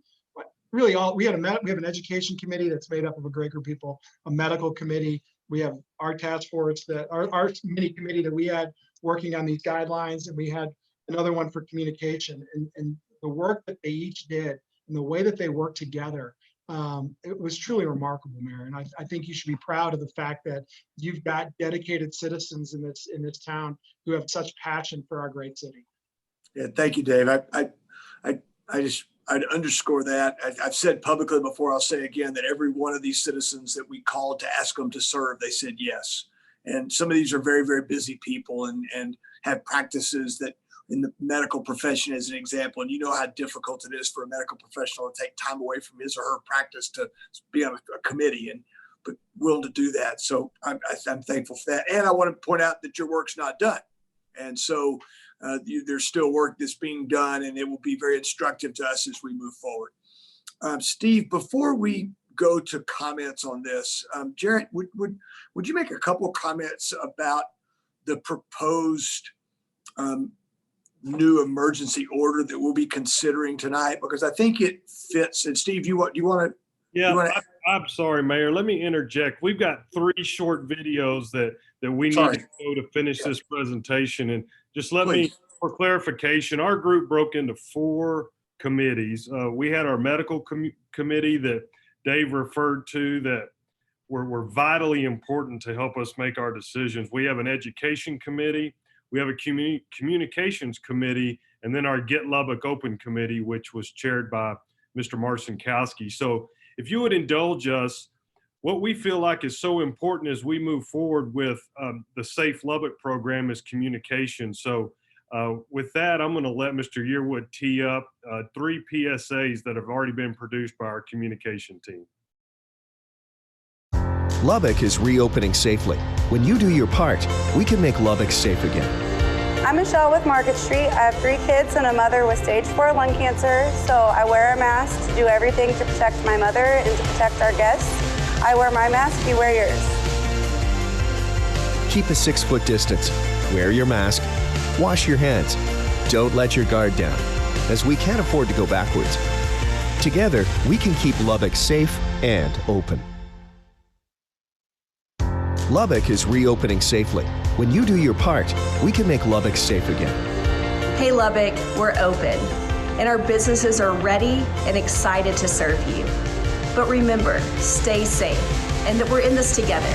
So wear your masks, I'm gonna wear mine, and we can't wait to see you. Keep a 6-foot distance. Wear your mask. Wash your hands. Don't let your guard down, as we can't afford to go backwards. Together, we can keep Lubbock safe and open. Lubbock is reopening safely. When you do your part, we can make Lubbock safe again. It's time to open Lubbock again, and I think it's important that we do it in a responsible way to protect your family and mine. Everybody should wear their mask, keep social distancing. It's life and livelihood that keep Lubbock strong. Keep a 6-foot distance. Wear your mask. Wash your hands. Don't let your guard down, as we can't afford to go backwards. Together, we can keep Lubbock safe and open. Mayor, thank you. I think you see now some of the additional work that's been put in and the thoughtfulness and the importance of this as we gradually open our community. Okay, those are fantastic. I'm hoping that maybe we can take and make one or two of those. Put them in Spanish too, so we can go to our Spanish-speaking media. I think that'd be a great opportunity for us to do that. I think Mr. Chidas has sort of led the way in this effort, and I just think those are fantastic. And if we could couple those with radio spots to go along with it, I guess those could work as radio. But those are really good. Yeah, I'm sorry that we didn't have the Spanish spots today. They're producing those this afternoon. Okay, great. So we're to consider an emergency order tonight at our meeting at 5 o'clock. That order a draft of that has been sent out to each of you, I believe. I'm going to let you refer to that right now, if you would. It's going to be my request that this council consider adding to our emergency order an exhibit which is called out in the order and is attached to the order at the back, and that would be the summary of the work of our alert task force, specifically the Lubbock Safe guidelines. And there's going to be a process that a business can go through. And I know Mr. Marcinkowski mentioned that, and we'll probably talk a bit more about that. But I want to make sure that everybody sees this. And I want Mr. Atkinson just to hit the real high points on this order. And then we'll have some discussion. And then we're also posted to discuss this with our attorneys in executive session. Jared? Thank you, Mayor. Council, if you would, let's go to page 2. Let's go to page 2. One of the things that was done as your city attorney's office worked to draft this for us, we have taken out a lot of what had been in prior declarations to where maybe the governor's orders left room and we were able to come up with local deals. That's largely been pulled. An exception does appear on the top of page 2. This is simply a call out to the White House and to the CDC guidelines. This talks about vulnerable individuals, talks about physical distancing, groups not more than 10, minimize travel if you can, those things. This is not inconsistent with the governor's order and in fact is referenced in the governor's orders. We have simply printed it in the declaration for your consideration today. If you'll turn to page, let's see, we can skip page 3. Let's go to number 4, page 4. You see here a very explicit statement. The mayor and then ideally the city council are going to adopt GA 18. You're just going to adopt that in whole. Immediately below that in paragraph 12, stay home if you're sick. Okay, this does live from a prior declaration that the city has. And this is simply, and this is actually enforceable under your public health authority, but if you are sick, you have COVID-19 symptoms, you need to stay home. That's been the rule. We're maintaining that as a rule. And then it defines what that means, how long you have to be without symptoms, etc. There are no changes to that. Go to page 5, if you would. Here is where we call out the Lubbock Safe program that Mr. Marcinkowski has just presented to you. The recommendation of the Lubbock Economic Recovery Task Force is for the mayor and the city council to adopt the voluntary Lubbock Safe program. If you do that, the document that it was used to develop Dave's presentation is attached then to this declaration and continues forward. Number 14 is a call out that we may amend, the mayor or the designee of the mayor may amend these guidelines or clarify it or interpret it. This is tremendous work. There's going to be something that we need to move quickly to address, and this provides that authority to do so. Paragraph 17 at the bottom of page 5. For any workplace that is open, you're going to have to do social distancing and good hygiene. So that's a rule. That is a rule. Lubbock Safe is voluntary.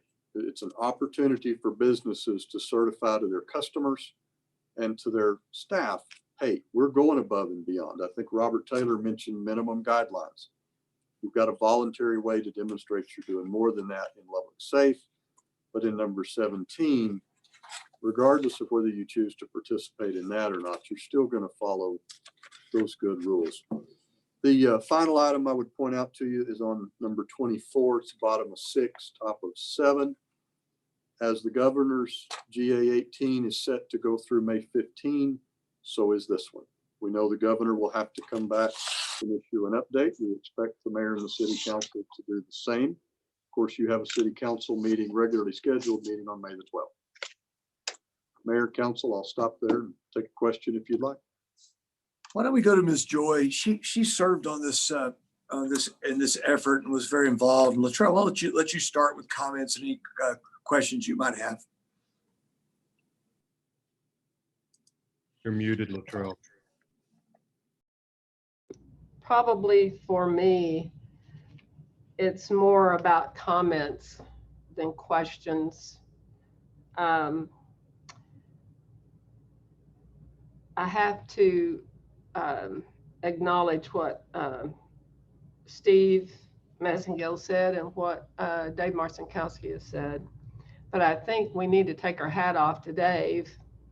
There were times I'm sure he wanted to jump over his desk because we'd kind of get off on a tangent, and he was really good about bringing us back to where we were. Otherwise, I don't think we would have gotten here. I know he worked after hours and early morning hours, and so thanks for chairing our subcommittee. I really appreciate that.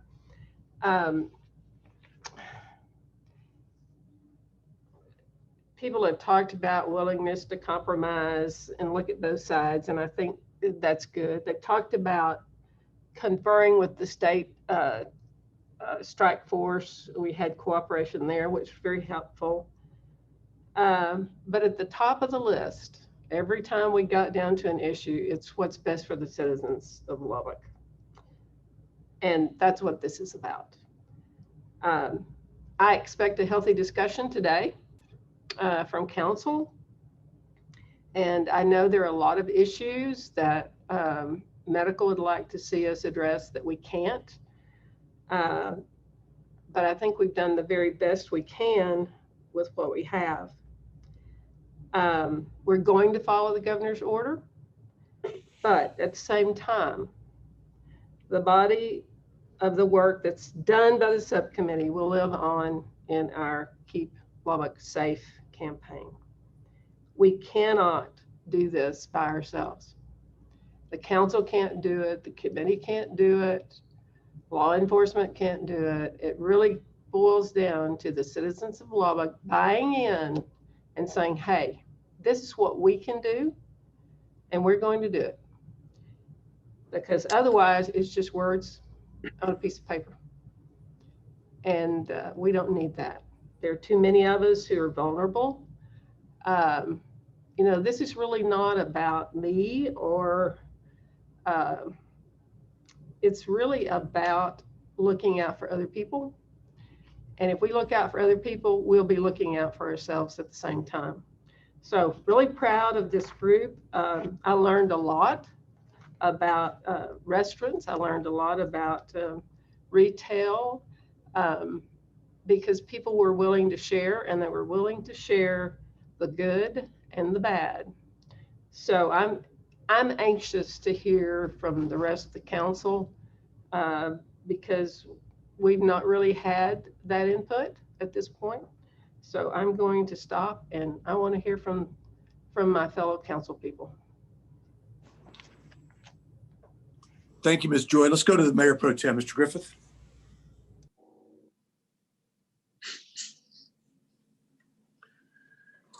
I can tell by this document, there's been a whole lot of work put into this. I can tell there was not a lot of sleep in the past 2 weeks. I applaud everyone that on the task force, and Robert and Dave, thank you very much for taking the leadership of this.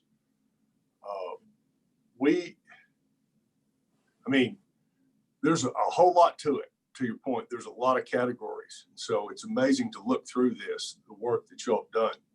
I applaud you very much. But I also want to simplify it. I think the genius part of this is that we've got a message to our citizens.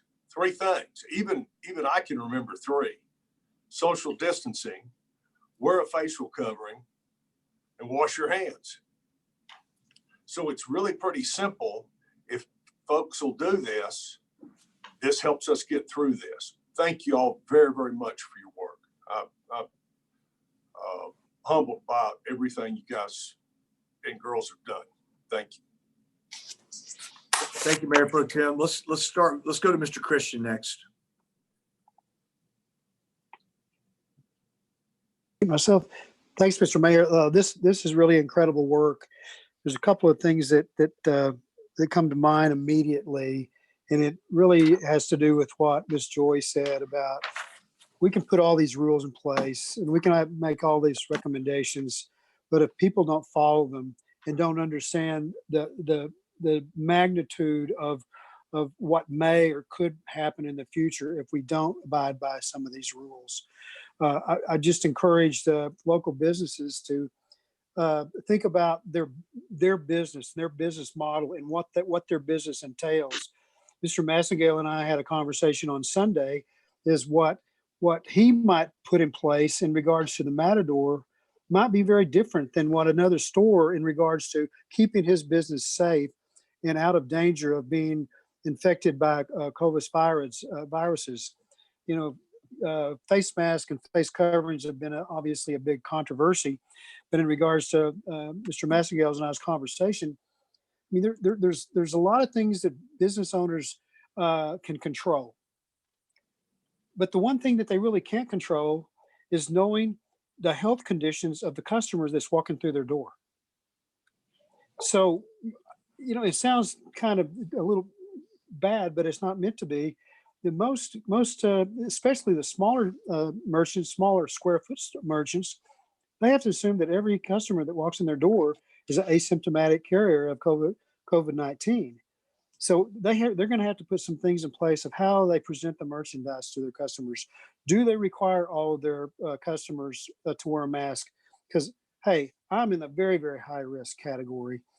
And so I wear a mask in stores for as much my protection as a stray sneeze we all know that, sometimes sneezes sneak up on us, not like a cough. We can hear a cough kind of working its way up through our throat. But what happened if a customer coughs in one of these merchant stores? And what are they going to have to do to mitigate the possibilities of COVID-19? So I'm going to just to summarize it. Yeah, each business is going to have to figure out what model is best for them, and they may have to put some more stringent rules based upon what they feel is best to keep their business safe. Thank you, Mr. Christian. Mr. Chides? Thank you, Mayor. First off, again, I extend my thank you to Steve, Robert, Dave, Ms. Luttrell. Job well done. I was somewhat worried about putting profit before people. You guys put that worry to rest. This program the task force has taken on is very prescriptive. I'm very much on board with that. The mayor kind of stole my thunder about the Spanish PSAs, which I'm glad that people are seeing the necessity. The numbers of 206 cases out there in the Hispanic neighbors, the population is 33%, yet we're making pretty close to 50% of the cases. It's unacceptable, and we have to reach out to the to the entire city. But we got to make sure we leave no one behind, because this COVID-19 does not discriminate. It's not jumping over my house to get to somebody else's. If I just happen to be there, I'm gonna get struck down by it. So we've got to make sure we reach out to everybody in the neighborhoods, whatever we can. At least we have done our due diligence. Again, thank you. Everybody on the committee has done a great job. And I'm glad, Steve, you said that the PSAs in Spanish are already being worked on. I did one a few days ago, and I am not your best air quality person. So if you can knock mine off the air and put yours on there, more power to you, my friend. Again, I'm excited to see this happening. A word to the public: if you don't do your part by maintaining safe distances, as we continue telling you, I don't want to see another spike and us having to do another shutdown. Because my concern is the second time this or the next time it spikes, I would hate to hear that it's even gotten worse than what it is now. This is not to be taken lightly by anyone. This is a serious situation. Thank you, Mayor. Thank you, the task force, for the brilliant job you guys are doing. Thank you, Mr. Chavez. Ms. Patterson-Harris. You're still muted, Sheila. There you go. I just have a quick question. I heard the statement that we had the various subcommittees. Who made up and how many participants did we have on the medical subcommittee? Mr. Massingill? Yeah, ask your next question and I'll look it up in the meantime, and you call back on me and I'll explain this. Sheila, do you have anything else? Is that all you have? Do you have comments too?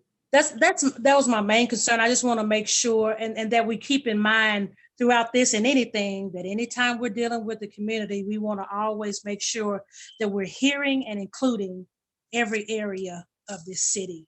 I can't reiterate that enough to say, even when we're getting the message out, make sure we're getting the message out so that we reach everybody. I know we get in a hurry and get going and want to get stuff out, but we have to stop and make sure that we're including everybody, and that we want everybody to hear the message. We want to get the message out in all fashions so that everybody will hear it and receive it. I've got the list. Thank you, Thank you, Sheila. Well said. Okay, so our medical science committee was chaired by Richard Parks from Covenant. Bishop Bill Watson was on that committee. Dr. Joshua Hill, Mark Funderburk from UMC. That committee was advised by Catherine Wells, obviously well known to this group, and John Osborne. Thank you, Mayor? Mr. Massingill. Mayor? Mr. Mayor. Yes, Mr. Taylor. Let's go to Mr. Taylor real quick, and then Ms. Joy. Okay? Yeah, Yes. Just quickly, I want the council to know that it didn't stop there. We reached out when we felt like we did not have maybe enough opinions in a certain area. I even went to my annual physical and the doctor questioned me for 5 minutes and I questioned him for about 30. So we reached out to to people in the dental industry. So we did reach out to other people, and so we did not stop at what just where the committee was. Thank you. Thanks, Ms. Joy. We didn't talk about this when we were going over the governor's order, but he has the ability to walk this opening back, restrict it more, and it's based upon our numbers and what we see going forward. And so people need to understand that that's why this is so very important. We want the economy to move on, but if our numbers take a dive, I don't think there's any question that he will back us up and we'll have some businesses closed. Don't think that's good for us or good for the economy. So he's really, in a backhanded sort of way, has put it on the people who live in Lubbock to make this work. And I trust that they can do that. I don't have any doubt that we can do it. The other thing that we really didn't, I think, give enough credit to is the health department, the Lubbock Health Department. They were doing things early on that a lot of cities didn't do. They were investigating, they were following up who had visited with whom, who had been around with whom. They spent all their time and their hours doing that. And we have to give credit to Catherine Wells and to Dr. Cook, because I don't think we would be where we are today had it not been for their early intervention. They intervened early in the nursing facilities and identified that problem. And if you're watching any of the news and listening, even our neighbors in New Mexico are dealing with huge amounts of nursing home and assisted living cases, and they got on it early. And so I just think we need to say thank you to Catherine and to her staff and to Dr. Cook. Yeah, I think that's a great point. And I'm gonna take us to executive session right here. We're gonna continue discussing this topic there, but I'm gonna add on to Ms. Joy's point back with a couple things. This council got a lot of grief 2 weeks ago, or for a 2.5 week period, because we interpreted the governor's order literally. And some of our neighbors, regional neighbors, chose not to do so. They'd like to be in the position we're in today. And I believe it's because the citizens of Lubbock took this seriously. Reopening does not kill this virus. As Dr. Cook likes to say, virus ain't got no legs, okay?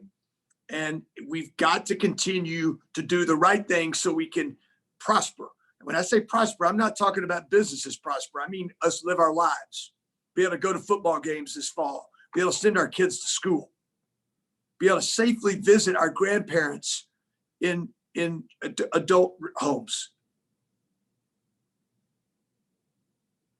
There's a business on North University that was closed yesterday because they couldn't follow the rules.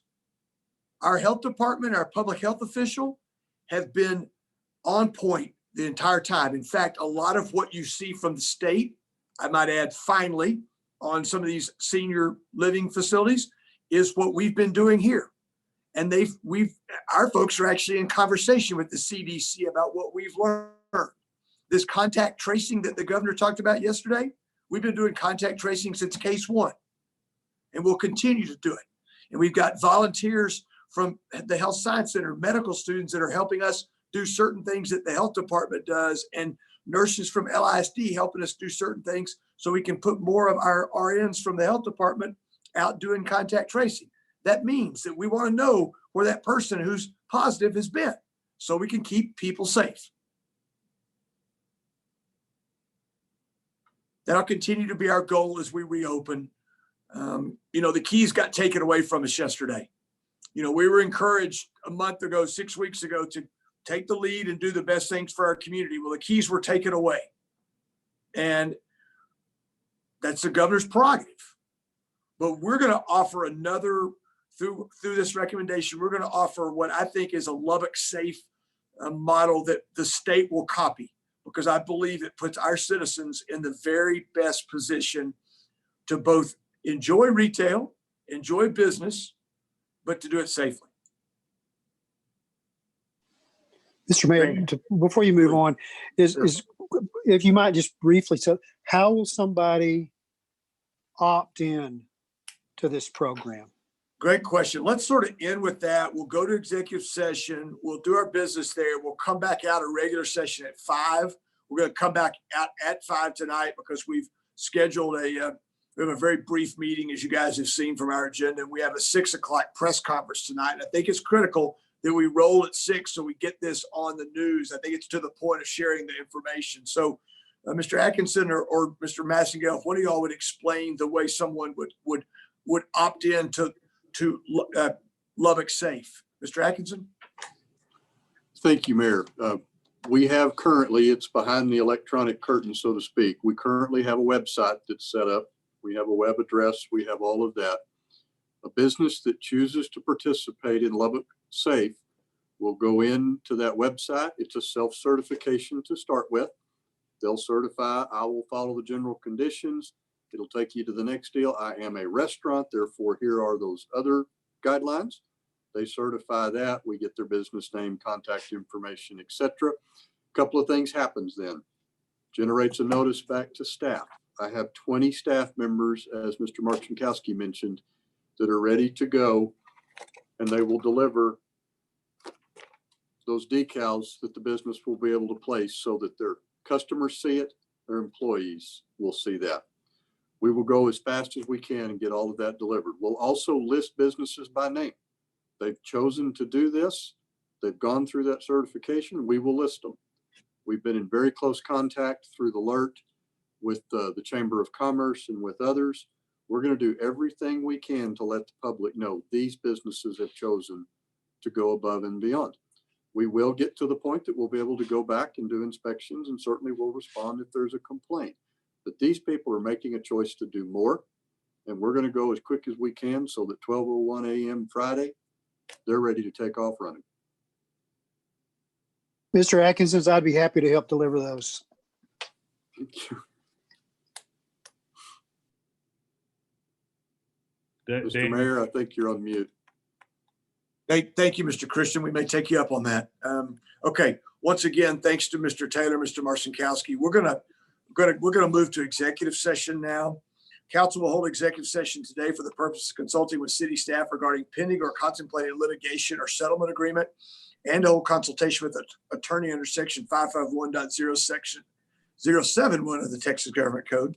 Also to discuss the purchase, exchange, lease, or value of real property under section 551.072 of the Texas Government Code. City Council, it is 3:54 and we are recessed to executive session. Council, will remind you, you need to leave this meeting and join the executive session meeting. Mr. Massengale will add you to that meeting. It's a hosted meeting. Then we will come back to our regular meeting at 5 o'clock. Lubbock City Council is in recess to executive session.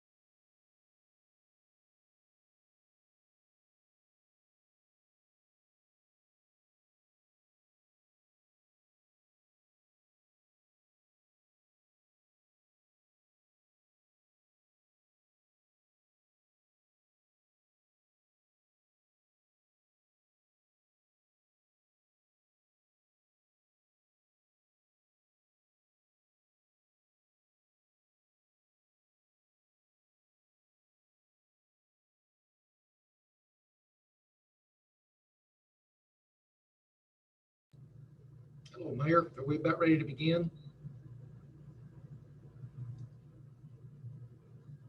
Oh, you're muted. Thanks, Mark. We just finished executive session and we're going to begin our meeting at 5 o'clock straight up. So I just wanted to get back in here. I'm going to run to the restroom real quick. Okay. Thank you.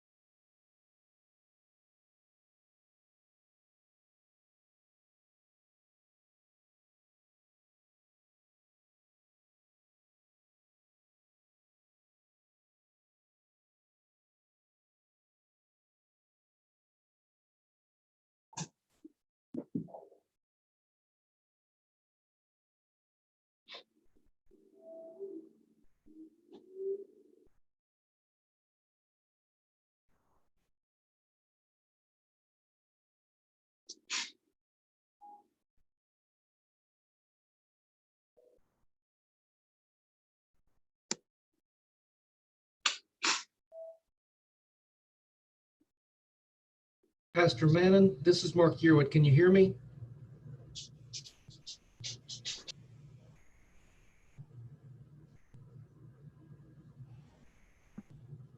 Yes, I can. Okay, all right. When the mayor starts the meeting, then I'll switch you over or start your camera, and you'll be on screen for the prayer, for the invocation. Okay, thank you. All right, thank you.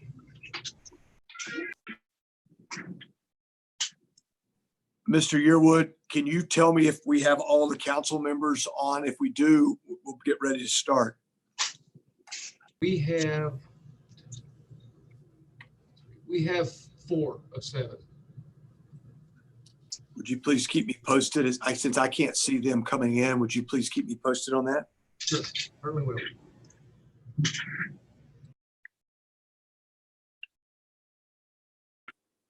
Mr. Yearwood, can you hear me? Yes, sir, I sure can. Okay, I've got my it says executive session on my screen. Am I in the wrong place? No, you're back in the regular meeting. Okay. Okay, here we go. Never mind. Gotcha. Thank you.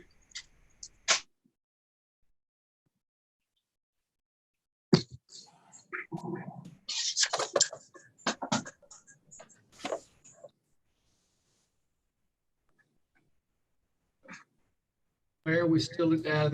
We have 6. I think we are missing Joy.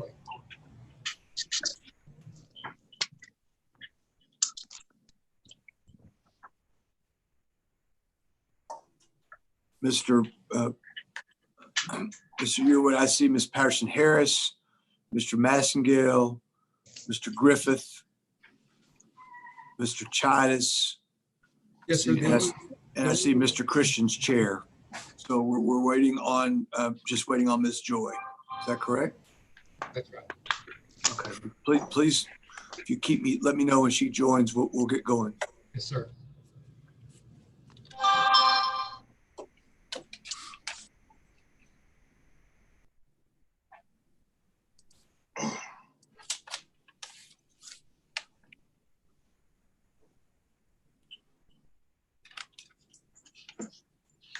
I'm trying to upload my photo.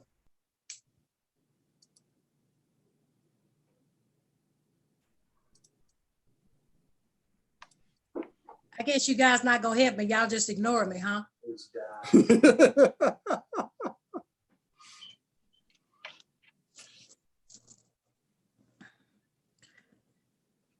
Okay. I guess. Huh? So nobody's gonna help me upload my photo? Go to your settings. I think you have to back out of the screen that shows all of us. Okay. Go back out of that, go to settings. And there's one in there that'll let you put a picture out of your picture gallery into it. Just fair warning, I think we're broadcasting everybody.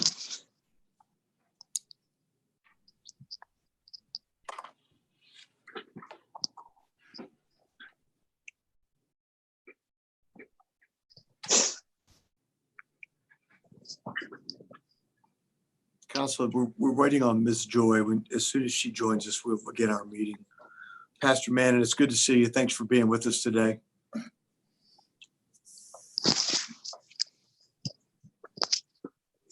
Jared. Sir. The pie charts that you showed during the work session, are those on our website or is that something you can share with us? Those are on our website. Okay. And in fact, if we'll wait about 30 minutes, they'll actually update again and be today's numbers. Okay, great. Thank you. They'll generally upload between 5:30 and 6 each evening after we approve the case numbers. Great. All right, I see Ms. Okay, thank you, Mr. Yearwood. Okay, I'll figure it out. Okay, good afternoon, everyone. It's 5:03 and the Lubbock City Council will come back to session. We're returning from executive session. We will now have our have our ceremonial items as we begin our meeting. We'll call our regular meeting to order after those. As it's our practice, and Mr. Yearwood, by the way, I'm unable to start my video, so if there's a way you can check on that, not that people. Okay, thank you. Minister Dale Mannon from the Green Lawn Church of Christ is with us tonight to open our meeting with a word of prayer. I was doing a little research on Pastor Mannon earlier. That's not true, but I want to tie Pastor Mannon to the city council quickly, because his daughter and our Abby Dye, who we all work very closely with, are dear friends. Went to school together, and when Abby heard that Dale was opening our meeting today, there was a big smile on her face. So Dale, we were so thankful that you're willing to join us to open our meeting. After your prayer, the Mayor Pro Tem will lead us in the pledges. And so the floor is yours, Pastor. Thank you for the invitation and for the opportunity. Let's pray together. Dear gracious and kind Father in heaven, Lord and Savior Jesus Christ and powerful Holy Spirit, bless your holy name. Please hear our humbled plea for your grace and mercy. God, this pandemic has humbled us in ways we could not have imagined. I pray that it reminds us of our weaknesses, vulnerability, and need for you. Please forgive us for times we have been arrogant. We turn to you, asking you to empower a spirit of humility, gratitude, and love instead of pride and political posturing. Please make us rich in faith and hope and love. Thank you for the strong leadership you have given us. Despite there being so much we don't know, people from the president to our governor, to our mayor, to our first responders, medical personnel, essential workers, and all of us common people doing little things has given needed guidance and stability during this strange and tumultuous time. Please continue to give our leaders courage and wisdom as they face the criticisms and unknowns that are still ahead. Let them not grow weary while doing good. Father, I have deep concern for the individuals and families who are affected by lost income, lost jobs, lost businesses, who can't pay their rent or can't pay their employees, or are watching helplessly as everything they've worked for disintegrates. Would you please bless them with hope, strength, and real opportunities to regain what they have lost? And would you bless this council with wisdom to do right by these people? Father, bless the individuals and families who have experienced COVID-19, everyone from New York City to Wuhan, China, to Barcelona, Spain, and beyond. Please heal and restore health to those who are suffering. And please comfort those who are grieving. Dear Sovereign Lord, bless your holy name. This is complicated and confusing, but our eyes are upon you. Please bless our city council, our city, our state, our nation, and our world. We lift this prayer up through the powerful name of Jesus Christ. Amen. Thank you. Thank you, Pastor. Mayor Pro Tem. Thank you, Pastor. Will you please join me in the pledges of allegiance?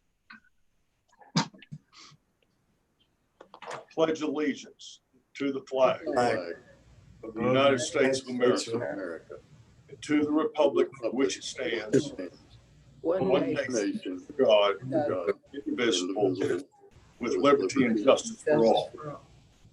Honor the Texas flag. I pledge allegiance to thee, Texas, one state, under God, one and indivisible. Thank you.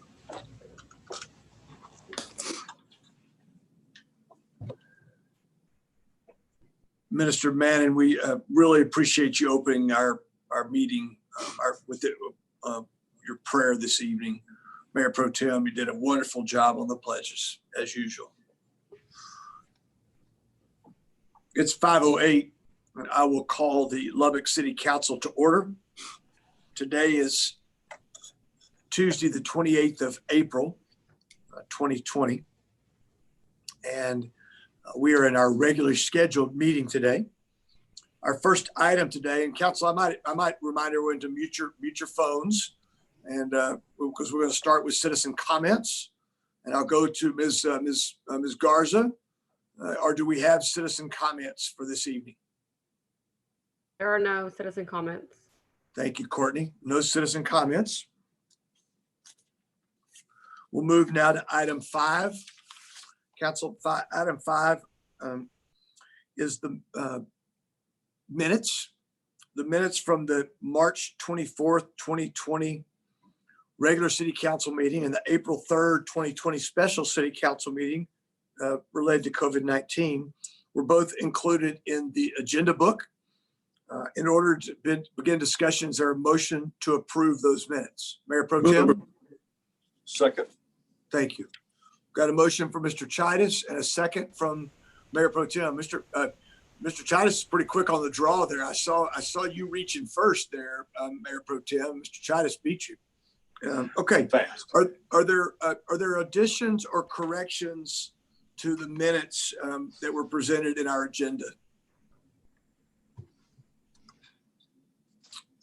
Okay. If that's the case, there's a motion on the floor to approve the minutes as presented. Please indicate your support by saying aye. Aye. Aye. Any opposed by the same sign? Okay, that motion carries 7-0.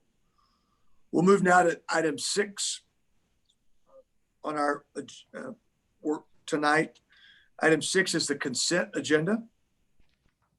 Consent agenda items are considered to be routine and are enacted by one motion without separate discussion. If the council does desire to discuss an item, that item is removed from the consent agenda and is considered separately. Council, I don't believe we have any pulls tonight. I just want to confirm that. What I had, are there anybody have a pull tonight? No. Okay, so if that's the case, I will open the floor to a motion to approve a motion to consider the consent agenda. I'll make a motion to approve the consent agenda. Thank you, Mr. Maxingale. Thank you, Mr. Chidas. We've got a motion and a second to approve the consent agenda. All those in favor of the motion, please say aye. Aye. Aye. Any opposed by that same sign? Motion carries 7-0. We'll move now to our regular agenda. It begins with item 7.1. Items 7.1 and 7.2 are related. And I thought before we considered them, we might have a brief presentation. Mr. Atkinson. Thank you, Mayor, City Council. Item 7.1 is considering for the mayor to issue his 8th declaration of disaster.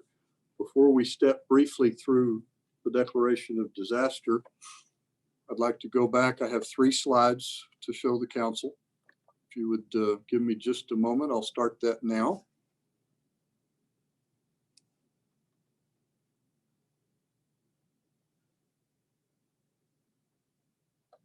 Okay. The slide before you should be a track of the active cases by day in Lubbock.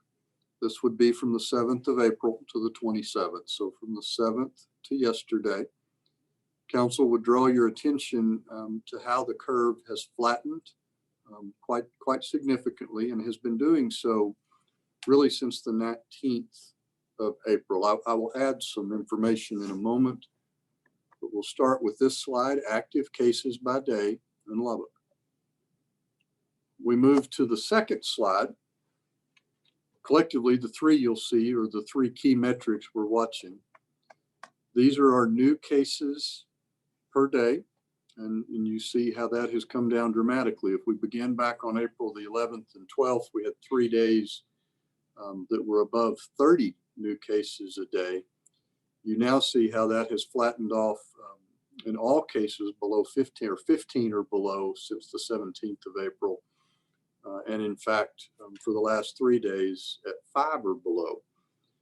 I'll pause here. Your public health team is working as we speak on their call. We do expect that the announcement for cases today will be three new cases today. That'll be balanced with 26 recoveries and 0 deaths to report for today. So again, we should see that released here shortly after 5:30 today. We've talked a lot about testing and the availability of testing in Lubbock at 2 times the state average. I think you will also see today, and this is really just our partners at the various laboratories are doing internal audits and being sure that everything is reported.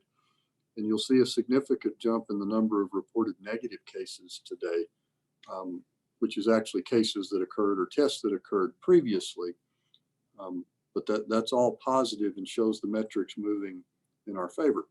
So my final slide, this represents hospital capacity. So if you look at the blue line across the bottom, that is your number of hospitalized patients in our 2 hospitals here. You see that the hospitalized patient number has really traded very tightly around 31 individuals per day. It's been a little less. It's hardly been any more, but that represents a flat line. Those are the number of COVID patients in our local hospitals. The orange line, that is the hospital capacity. That is not the total number of beds. The total number of beds in Lubbock is actually well above the top scale of this chart, but it shows what's available. It shows what's available. So the gap between your blue line and your orange line, those are available beds in the community. They're not necessarily COVID beds, but it does speak to the total capacity. You see the orange line took a slight downturn on the 27th of April, came down to just under 600. That has nothing to do with COVID. This has to do with the state relaxing some of their guidelines and some of their orders that now allows our facilities, if they choose, to do certain elective surgeries. So obviously those procedures will take up a few beds, and that's the impact you see here, but would again point you to the difference between the blue and the orange. And even as of yesterday, that available capacity is well under 500, while we're running with about 31 COVID patients that are in the hospital. With that, I'm going to turn off the screen share. I'm going to ask it nicely to turn off. And there we go. I think we came back. Mayor, if there are no questions on the data, I'll very quickly step you through the 8th declaration of disaster. That'd be fine. Thank you. Please do so. Yes, sir.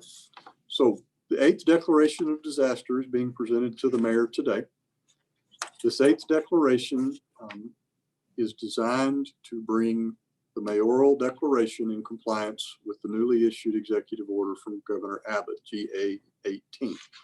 So, council, if you have your document available to you, if you would turn to the 2nd page, I will highlight a few of the features that go through this. On the top of page 2, whereas the White House and the CDC guidelines. So this is a call out to the Opening Up America Again guidance. Such guidance is referenced in GA 18. We've highlighted A, B, C, and D. These are some operative items that are consistent with GA 18 that the mayor will consider shortly. Vulnerable individuals should continue to shelter in place. All individuals, when in public, should maximize physical distance from others. C, avoid socializing in groups of more than 10 in circumstances that do not allow for appropriate physical distancing. And letter D, minimize non-essential travel and adhere to the CDC guidelines regarding isolation following travel if that becomes necessary. Following that, you see references to GA 18. I'll take you to the top of page 3. This is language taken straight from GA 18. And it says every person in Texas shall, except where necessary to provide or obtain essential services or reopen services, minimize social gathering, and minimize in-person contact with people who are not in the same household. People over the age of 65, however, are strongly encouraged to stay at home as much as possible, to maintain appropriate distance from any member in the household who has been out of the residence in the previous 14 days, and if leaving home, to implement social distance, practice good hygiene, environmental cleanliness, and sanitation. So this is pulled straight out and reprinted here for easy reference. Let's go to page 4. On page 4, you have an explicit statement regarding the Governor's Order GA 18.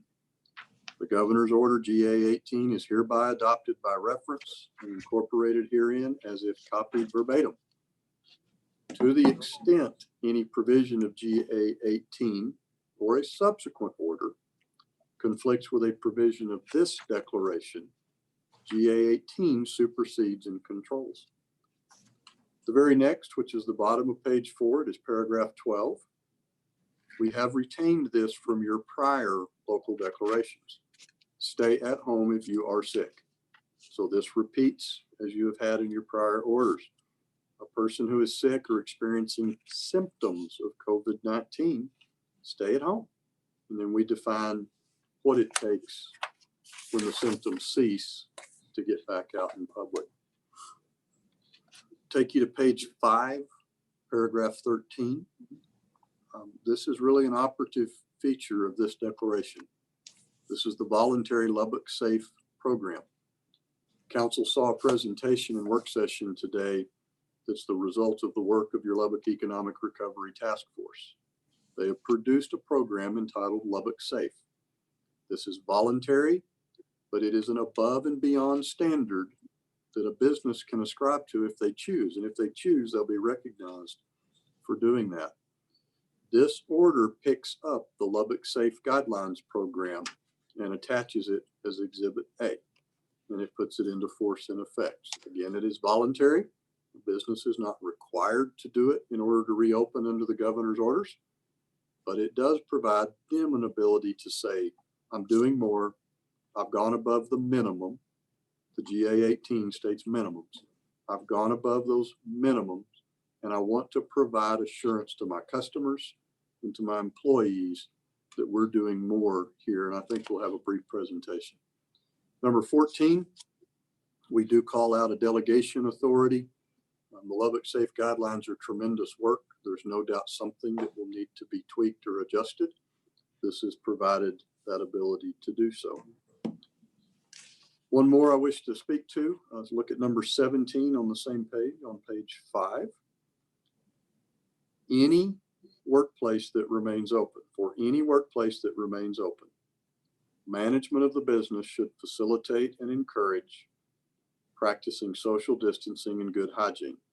And it retains the language about if it's feasible, work from home. It's not mandatory to work from home. But any business that's open, even the reopen services under GA 18, and even the essential services for which many of the chains have been removed, they still have to adhere to these guidelines, good social distancing. This declaration is established such that it will go into effect at 12:01 a.m. May the 1st, which is this Friday morning. It will run through May 15th, 2020. The next regularly scheduled city council meeting is on May the 12th. Would also note that GA 18 expires on May the 15th as well. And thus the governor, to take the state into phase 2, will be issuing a new executive order either to continue where we are with phase 1 or to take us in to phase 2. Mayor, council, if there's any questions to this point, I'll answer them. If not, I would turn it over for your Lubbock Safe presentation. Mr. Massengale? Thank you, Mayor. Before I make my comments, I'd like if Mr. Yearwood could bring Mr. Taylor and Mr. Marcinkowski in on the screen, please.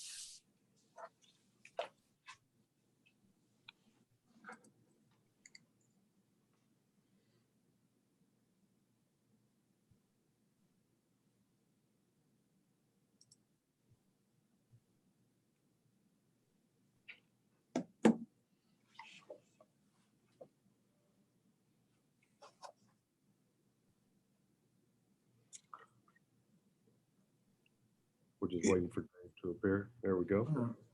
Thank you, gentlemen. Thank you for spending some more time with us this evening. Mayor, what seems like months has only been a few days since the Lubbock Economic Recovery Task Force has begun their work, which actually began on April 20th. 22 people that represent a variety of businesses and organizations in Lubbock charged with developing a strategy to safely and responsibly open our city back up. I've counted that we've had 12 meetings, hundreds of man hours, and more time on Zoom than we can stand. Many revisions to a document that we feel has become very productive. And although we wish we could have predicted what the governor would do, we were not able to do that. I'm so proud that this group was laser focused on getting our citizens back to work and understanding the balance between lives and livelihoods. They've just done amazing work. I'm so proud to have worked with them. I think everyone will be pleased with the product that you're about to see and the guidelines that they will deliver. I'm very grateful before I turn it over to my co-chair, Robert Taylor, and his leadership during this process. It took everybody on board to get to where we're at, and Robert was key. So Robert, I'll kick it to you for any comments.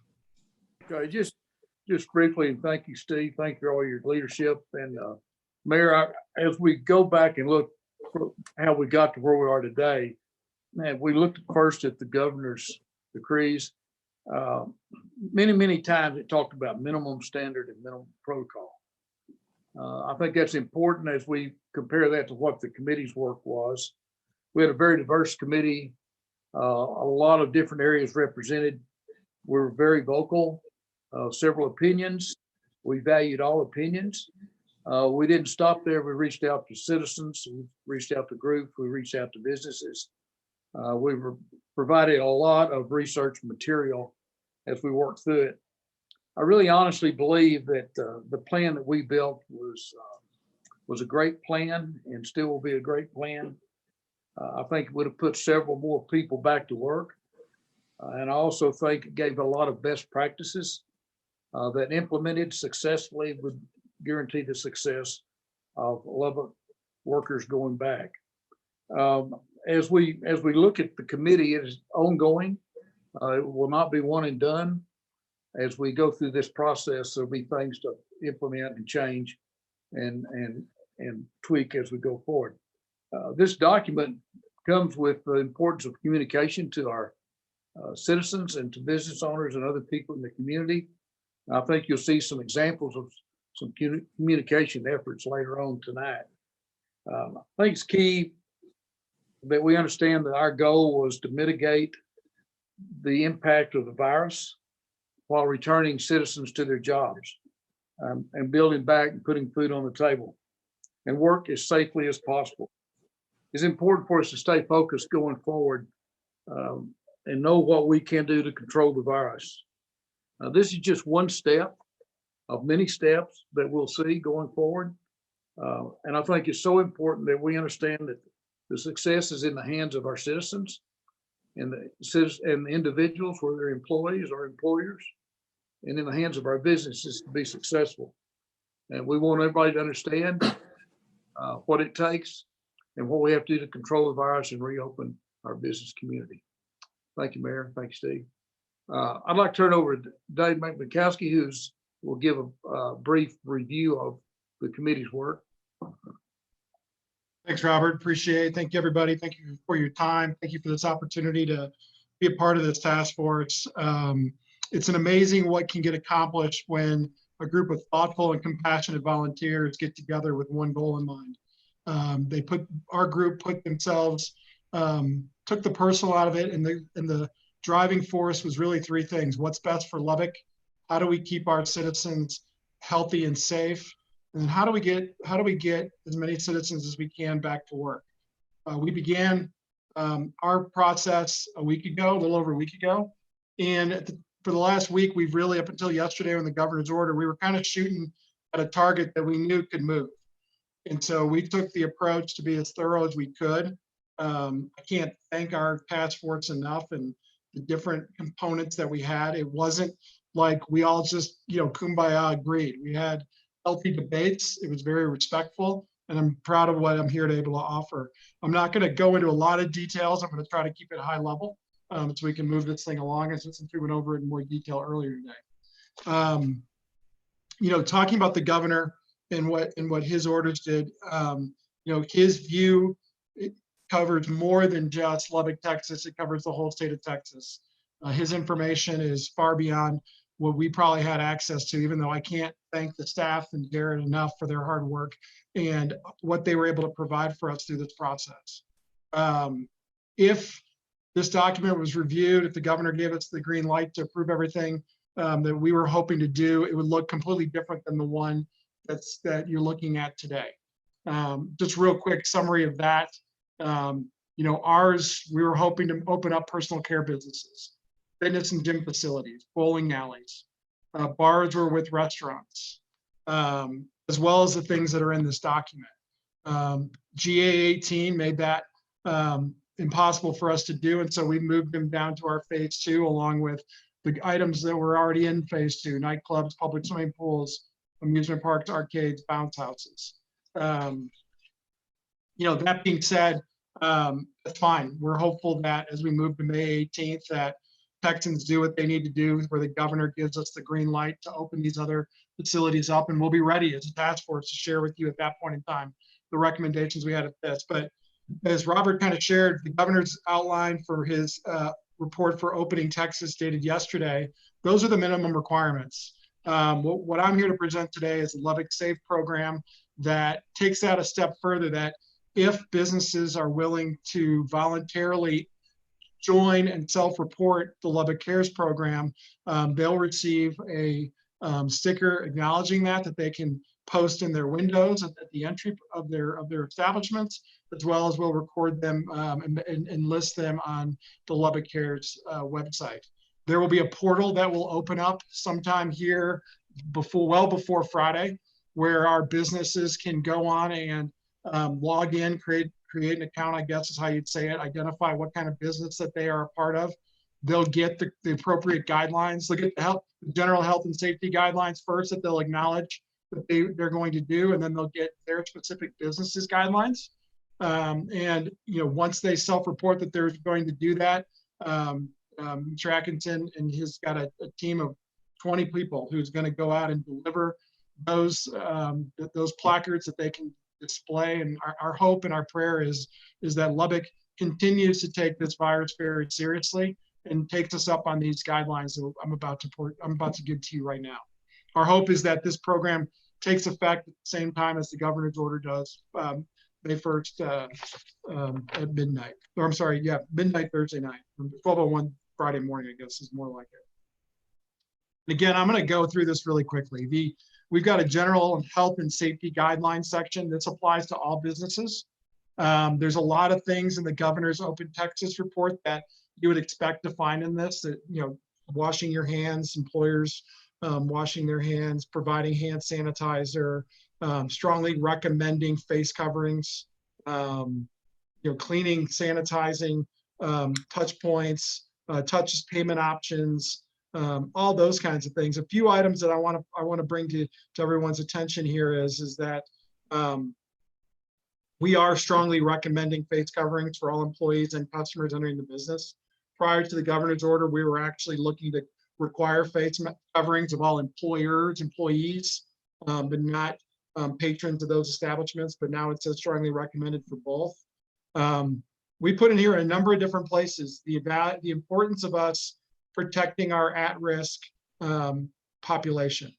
And that really speaks to beyond just those people who are at risk, and our encouragement, both in requesting signage and as a notice through these guidelines, for those people to stay home as much as possible. But it's to all Lubbock citizens and their ability to follow enough these guidelines and do what it takes so we can protect our at-risk population.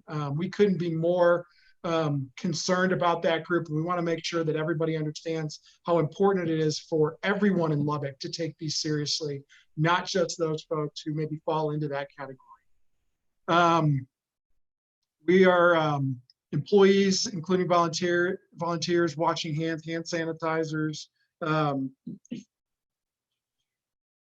difference between us and the governor is we're asking for some barrier to be put in place between the cashier and people checking out. That could be something as simple as a chair or a small table, just to create that social distancing gap. We are looking for forehead temperature scans from our employers to our employees when they start their shift, as well as a health survey that our medical committee has worked up. If somebody answers affirmative to any one of those items, or they have a temperature in excess of 100 degrees Fahrenheit, we're asking them to go home and then to follow the governor's orders as it relates to when they could come back. That's really, I'm not going to go into too much detail since we've already done that. Enclosed shopping malls like South Plains Mall, there's a 25% occupancy limit as per the governor's orders. We are asking that children under the age of 18 be accompanied at all times by an adult parent or guardian to be a part of the Lubbock Cares program. We're also asking, per the governor's orders, for all food courts, dining areas, play areas, interactive displays, and other settings which facilitate social gatherings to remain closed. Large big box store, big box retail. The challenge here is that if they're essential, considered essential, their guidelines really don't exist in terms of the number of people they're allowed in. We're hopeful that our big box retail groups, all big box retail, not just essential, will understand our request of, based on the size of your facility, either 25% of your fire marshal rating or a set number of people. For 30 to 45,000 square foot facilities, we're asking that set number of people to be 200, for 45,000 to 60,000 to be 250, and over 60,000 to be listed at 300 people. That number is whatever's less of the number, 200, 250, or 300, or 25% of the fire marshal code. We suspect it's going to be 200, 250, or 300, and we pray our big box retail understand our request and abide by this ask. Restaurants, as everybody saw, the governor has limited the size to 25% occupancy limit. Our hope was 50%, but we understand where the governor's coming from. And per their guidance, as well as ours originally, with 6 customers per table. We're asking for things like encouraging reservations to reduce customer waiting in groups for a table to open. The valet for services being suspended, except for those folks who have a disabled parking placard or plate, was in the governor's orders. We've adopted that. No self-serve buffets or stations. Patrons should only be able to order from a menu. And that includes drink stations. And so if somebody wants to get a refill on a drink, we're asking that they get a new cup at that point in time. Same types of things as it relates to place settings, utensils, menus, condiments, for them to be single use or clean and sanitize after every customer. Only covered straws to be used. The rest is all cleaning and sanitization, except for the one big one is, unlike the governor's orders, we're asking to be a part of Lubbock Cares for restaurants to adopt requiring face coverings for all employees. Non-essential medical, same rules as it relates to 25% occupancy limit. We're asking for forehead temperature and health survey of all clients coming in to get treatment. If a client fails the health survey or has a temperature over 100 degrees Fahrenheit, we're asking them to be sent home and not treated. We realize at this point in time with any of these asks that it may be extremely challenging to get a forehead temperature scan or a face shield. Our hope is, that they just use the health survey or an alternative solution, but that our businesses actively seek out this equipment to be able to use for their places of business. We're asking with non-essential medical for children under the 18 and special needs customers that they can be allowed one parent or guardian to come back with them during treatment. We just ask that those guardians or parents are encouraged to wear a face cover. And like I said, we're asking for our non-essential medical. We're strongly encouraging them to wear a face shield or a face mask, and to always wear gloves and dispose of those gloves after each use. Our guidance for childcare providers comes from the guidance we received from the Texas Health and Human Services. These items came pretty much directly off of that grouping. I mean, I know there was one difference in that forehead temperature scan, and that guidance was 100.4 degrees. We're asking for that to be set at 100 degrees, to be consistent with our other asks for this same category. Houses of worship. We received guidance that was made available to us by the Texas Attorney General and the Office of the Governor of Texas. They did a joint letter. Most everything comes off of that letter in this section.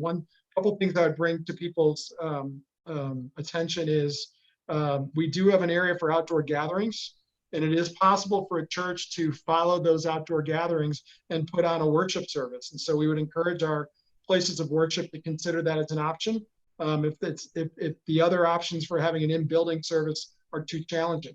And this would include drive-in style services.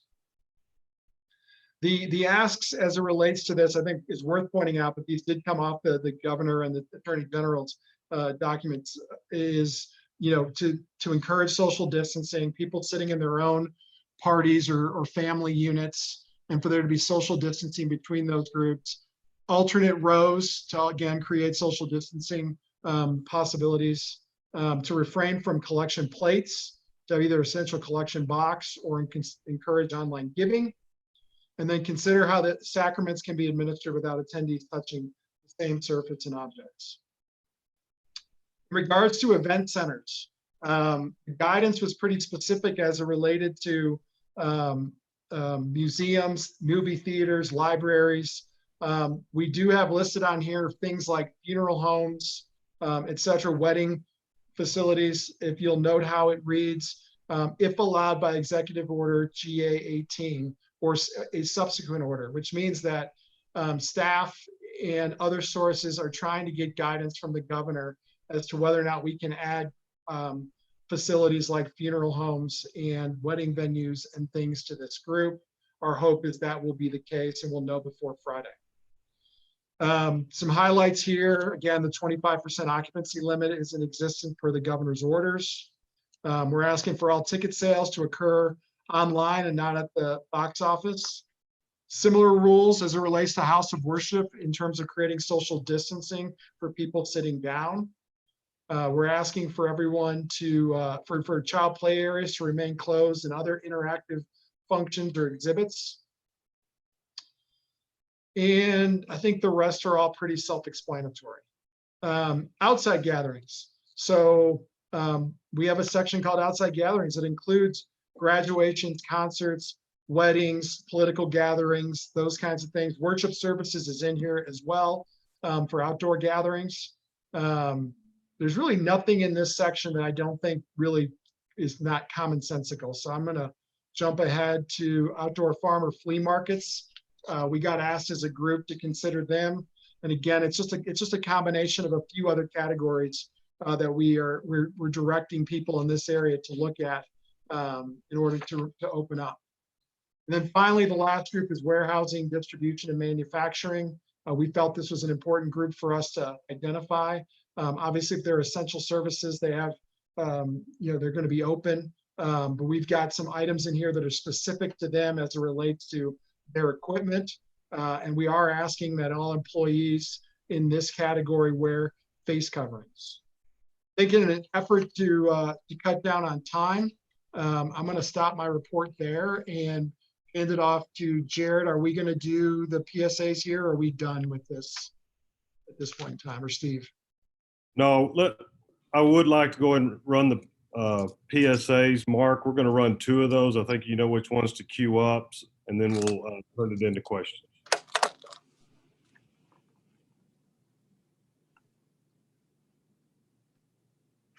Lubbock is reopening safely. When you do your part, we can make Lubbock safe again. I'm Michelle with Market Street. I have 3 kids and a mother with stage 4 lung cancer, so I wear a mask to do everything to protect my mother and to protect our guests. I wear my mask, you wear yours. Keep a 6-foot distance. Wear your mask. Wash your hands. Don't let your guard down, as we can't afford to go backwards. Together, we can keep Lubbock safe and open. Lubbock está reabriendo de forma segura. Cuando tú haces tu parte, podemos hacer Lubbock seguro otra vez. Hola Lubbock, estamos abiertos. Nuestros negocios están listos y entusiasmados para servirles. Todos estamos juntos en esto. Usen sus máscaras y esperamos verlos muy pronto. Mantén una distancia de 6 pies. Usa tu mascarilla. Lávate las manos. No bajes la guardia. No podemos ir hacia atrás. Juntos podemos mantener Lubbock seguro y abierto.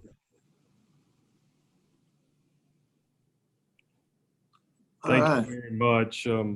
That's part of our communications team from the ALERT task force. There's 4 of those, and we're grateful for our media partners that will have volunteered to push that out for us. Mayor. Okay, thank you, Mr. Massengill. I want to thank the entire group that has been working on this. I know there's still work for you guys to do, but this was a really big part of it. And so Mr. Taylor, Mr. Marcinkowski, also certainly Councilman Massengill and Councilwoman Joy, who are part of the group, and 18 other citizens and a group of sort of experts that's consulted them, as well as many other citizens who they reached out to. We're thankful for your work.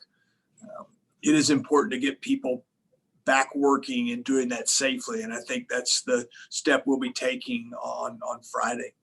Council, it's item 7.1 is the declaration that we've been discussing. So it will be our 8th declaration, which, as we've mentioned, or my 8th declaration, which mirrors the governor's 18th declaration. In addition, we will be adding the Lubbock Safe guidelines that the ALERT report and guidelines that Mr. Marcinkowski just detailed. And that's what we discussed both in in work session and in executive session. I believe, Mr. Weaver, that I just need to make that declaration. Is that correct? I don't think that takes any other action. That's correct, Mayor. You'll just execute that and declare that you have, and then the next item will be council action. Okay, so I'll declare that I've executed that order, and we will move now to item 7.2. 7.2 is a resolution for the council to consider continuing and affirming that very same resolution with the appendix, which is the Lubbock Safe guidelines. And so in order to begin discussion, is there a motion? I move to approve. I'll take that as a motion from Ms. Joy and a second from Mr. Massengill, if that's okay. Discussion, please. Mr. Griffith.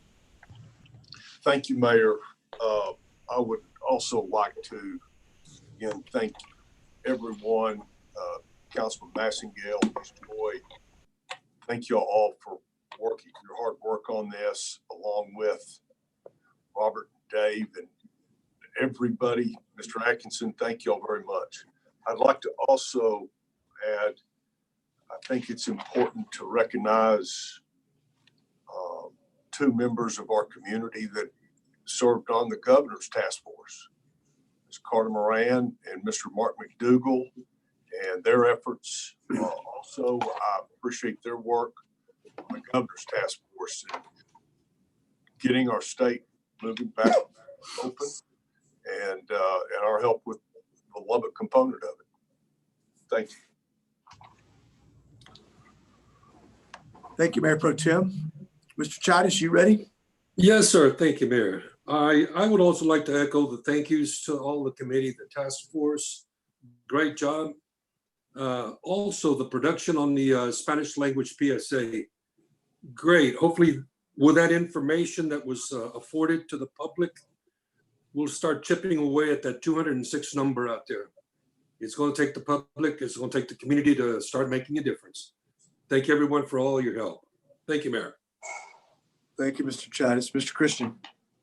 I just want to say thank you too for all the hard work, but I also want to say something about this program in regards to something Mr. Massaguel said several weeks ago, that we've got to start building up consumer confidence. Because we open up their stores, there's going to be some apprehension about people going into these stores concerned about, is that store abiding by the rules and regulations and doing everything they can to make their business healthy, safe, if you will.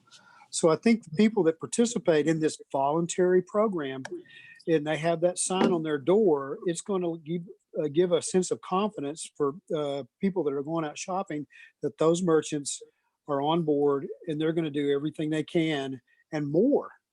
Many of them are going to do more. And I think they should look at doing more based upon the type of business they are and what they feel like they need to do to keep their customers and their employees safe.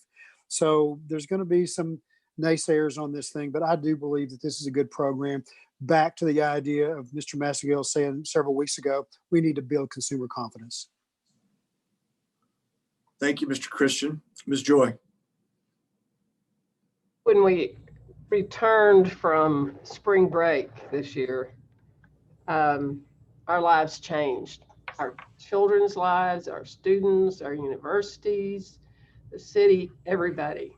It changed our lives. But as we went through the charts that Mr. Atkinson showed, it appears that everybody's good efforts at trying to stop and slow down this virus, at least at this point, are working. So congratulations to citizens who took this very seriously. And today we only have 3 new cases, and no deaths, which is amazing. And if we can keep that, then we will be able to reopen and get our economy going. Keep in mind that the governor has said, if a county or a city begins to look like its rate of incidence is going up, he can back this order up. So let's keep working for Lubbock. Let's be safe, and let's get our economy back on and all of our people back to work. Thank you, Ms. Joy. Ms. Patterson-Harris. I just wanted to make this comment and kind of ask that we share some information. I know in light of the governor's order, there's not much that we can buck at, even though there may be some concerns from individuals with regard to what he's put in place. As a part of the economic task force, I know that we had subcommittees that helped to come up with the plan that they were looking to implement. Could you share with us, those of you who were part of that committee, the outlook that those that were part of the medical group had to say with regard to the plan that you're looking to implement? Yeah, I can respond to that, Sheila. Our medical and science community, our medical and science committee was key to provide us with the data and also help us assess risk as we made our decisions. And so they were able to do that. And for example, some of the topics in our guidance late last week, they were having a hard time wrapping their arms around it. But we worked with those businesses and came up with guidance that allowed them to be in a position to support the plan moving forward. So I hope that answers your question. Yeah, I just want to make sure that with us having those folks as a part of the committee, that we really listened to what they had to say.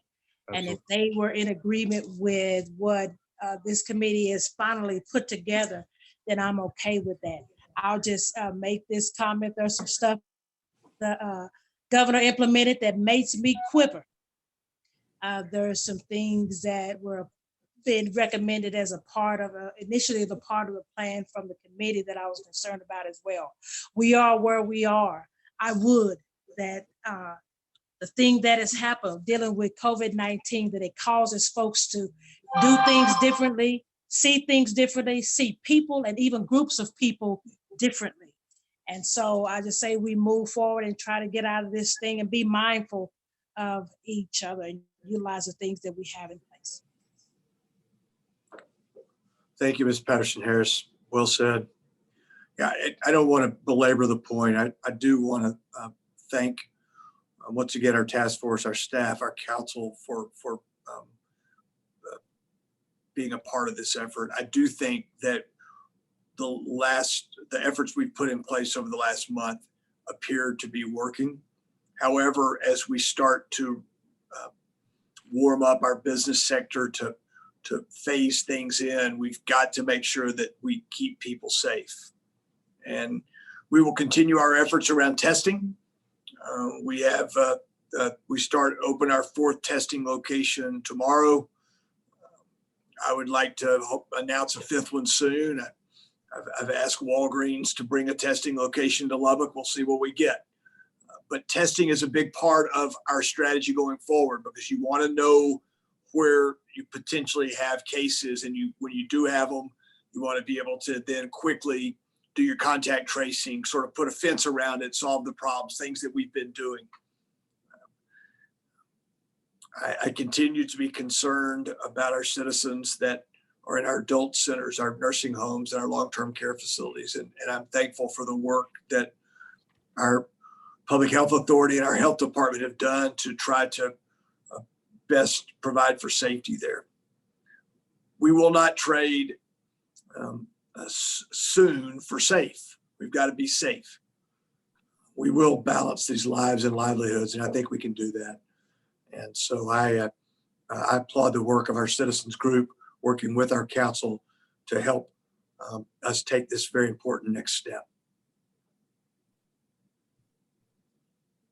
Council, is there further discussion? Seeing none, there's a motion on the floor to approve item number 7.2. All those in favor of that motion, please say aye. Aye. Aye. Aye. Any opposed by that same sign? That motion carries 7-0. I believe that concludes our business for the evening. Ms. Garza, is that correct? That is correct. Thank you. Mr. Weaver? Yes, sir. I believe it does. Thank you. Council, and I know we look forward to our next meeting. It'll be 2 weeks from tonight. We'll be meeting in our new city council chambers at Citizens Tower on May the 12th. And so we will be announcing our plans around that as we get closer to that, but we'll be able to certainly do that in a safe distancing type manner. And we are excited to be able to convene a meeting from there. I want to close by thanking the men and women of our community that are on the front line, those essential workers who've worked every day, the men and women who make sure that we have food in our stores, our small businesses, our restaurants that have remained open for curbside and takeout and delivery that have allowed so many of our families to eat. Certainly, this first responders that we think about, our fire and Lubbock Fire and Rescue and Police, the EMS, the Sheriff's Office, our medical professionals that staff our hospitals, our health department, and the volunteers that are helping our health department get their work done. I think we're thankful for all of you and your work. And on behalf of our entire community, a heartfelt bit of gratitude to all of you. It's a great day in Lubbock, Texas. It is 5:58 and the Lubbock City Council is adjourned.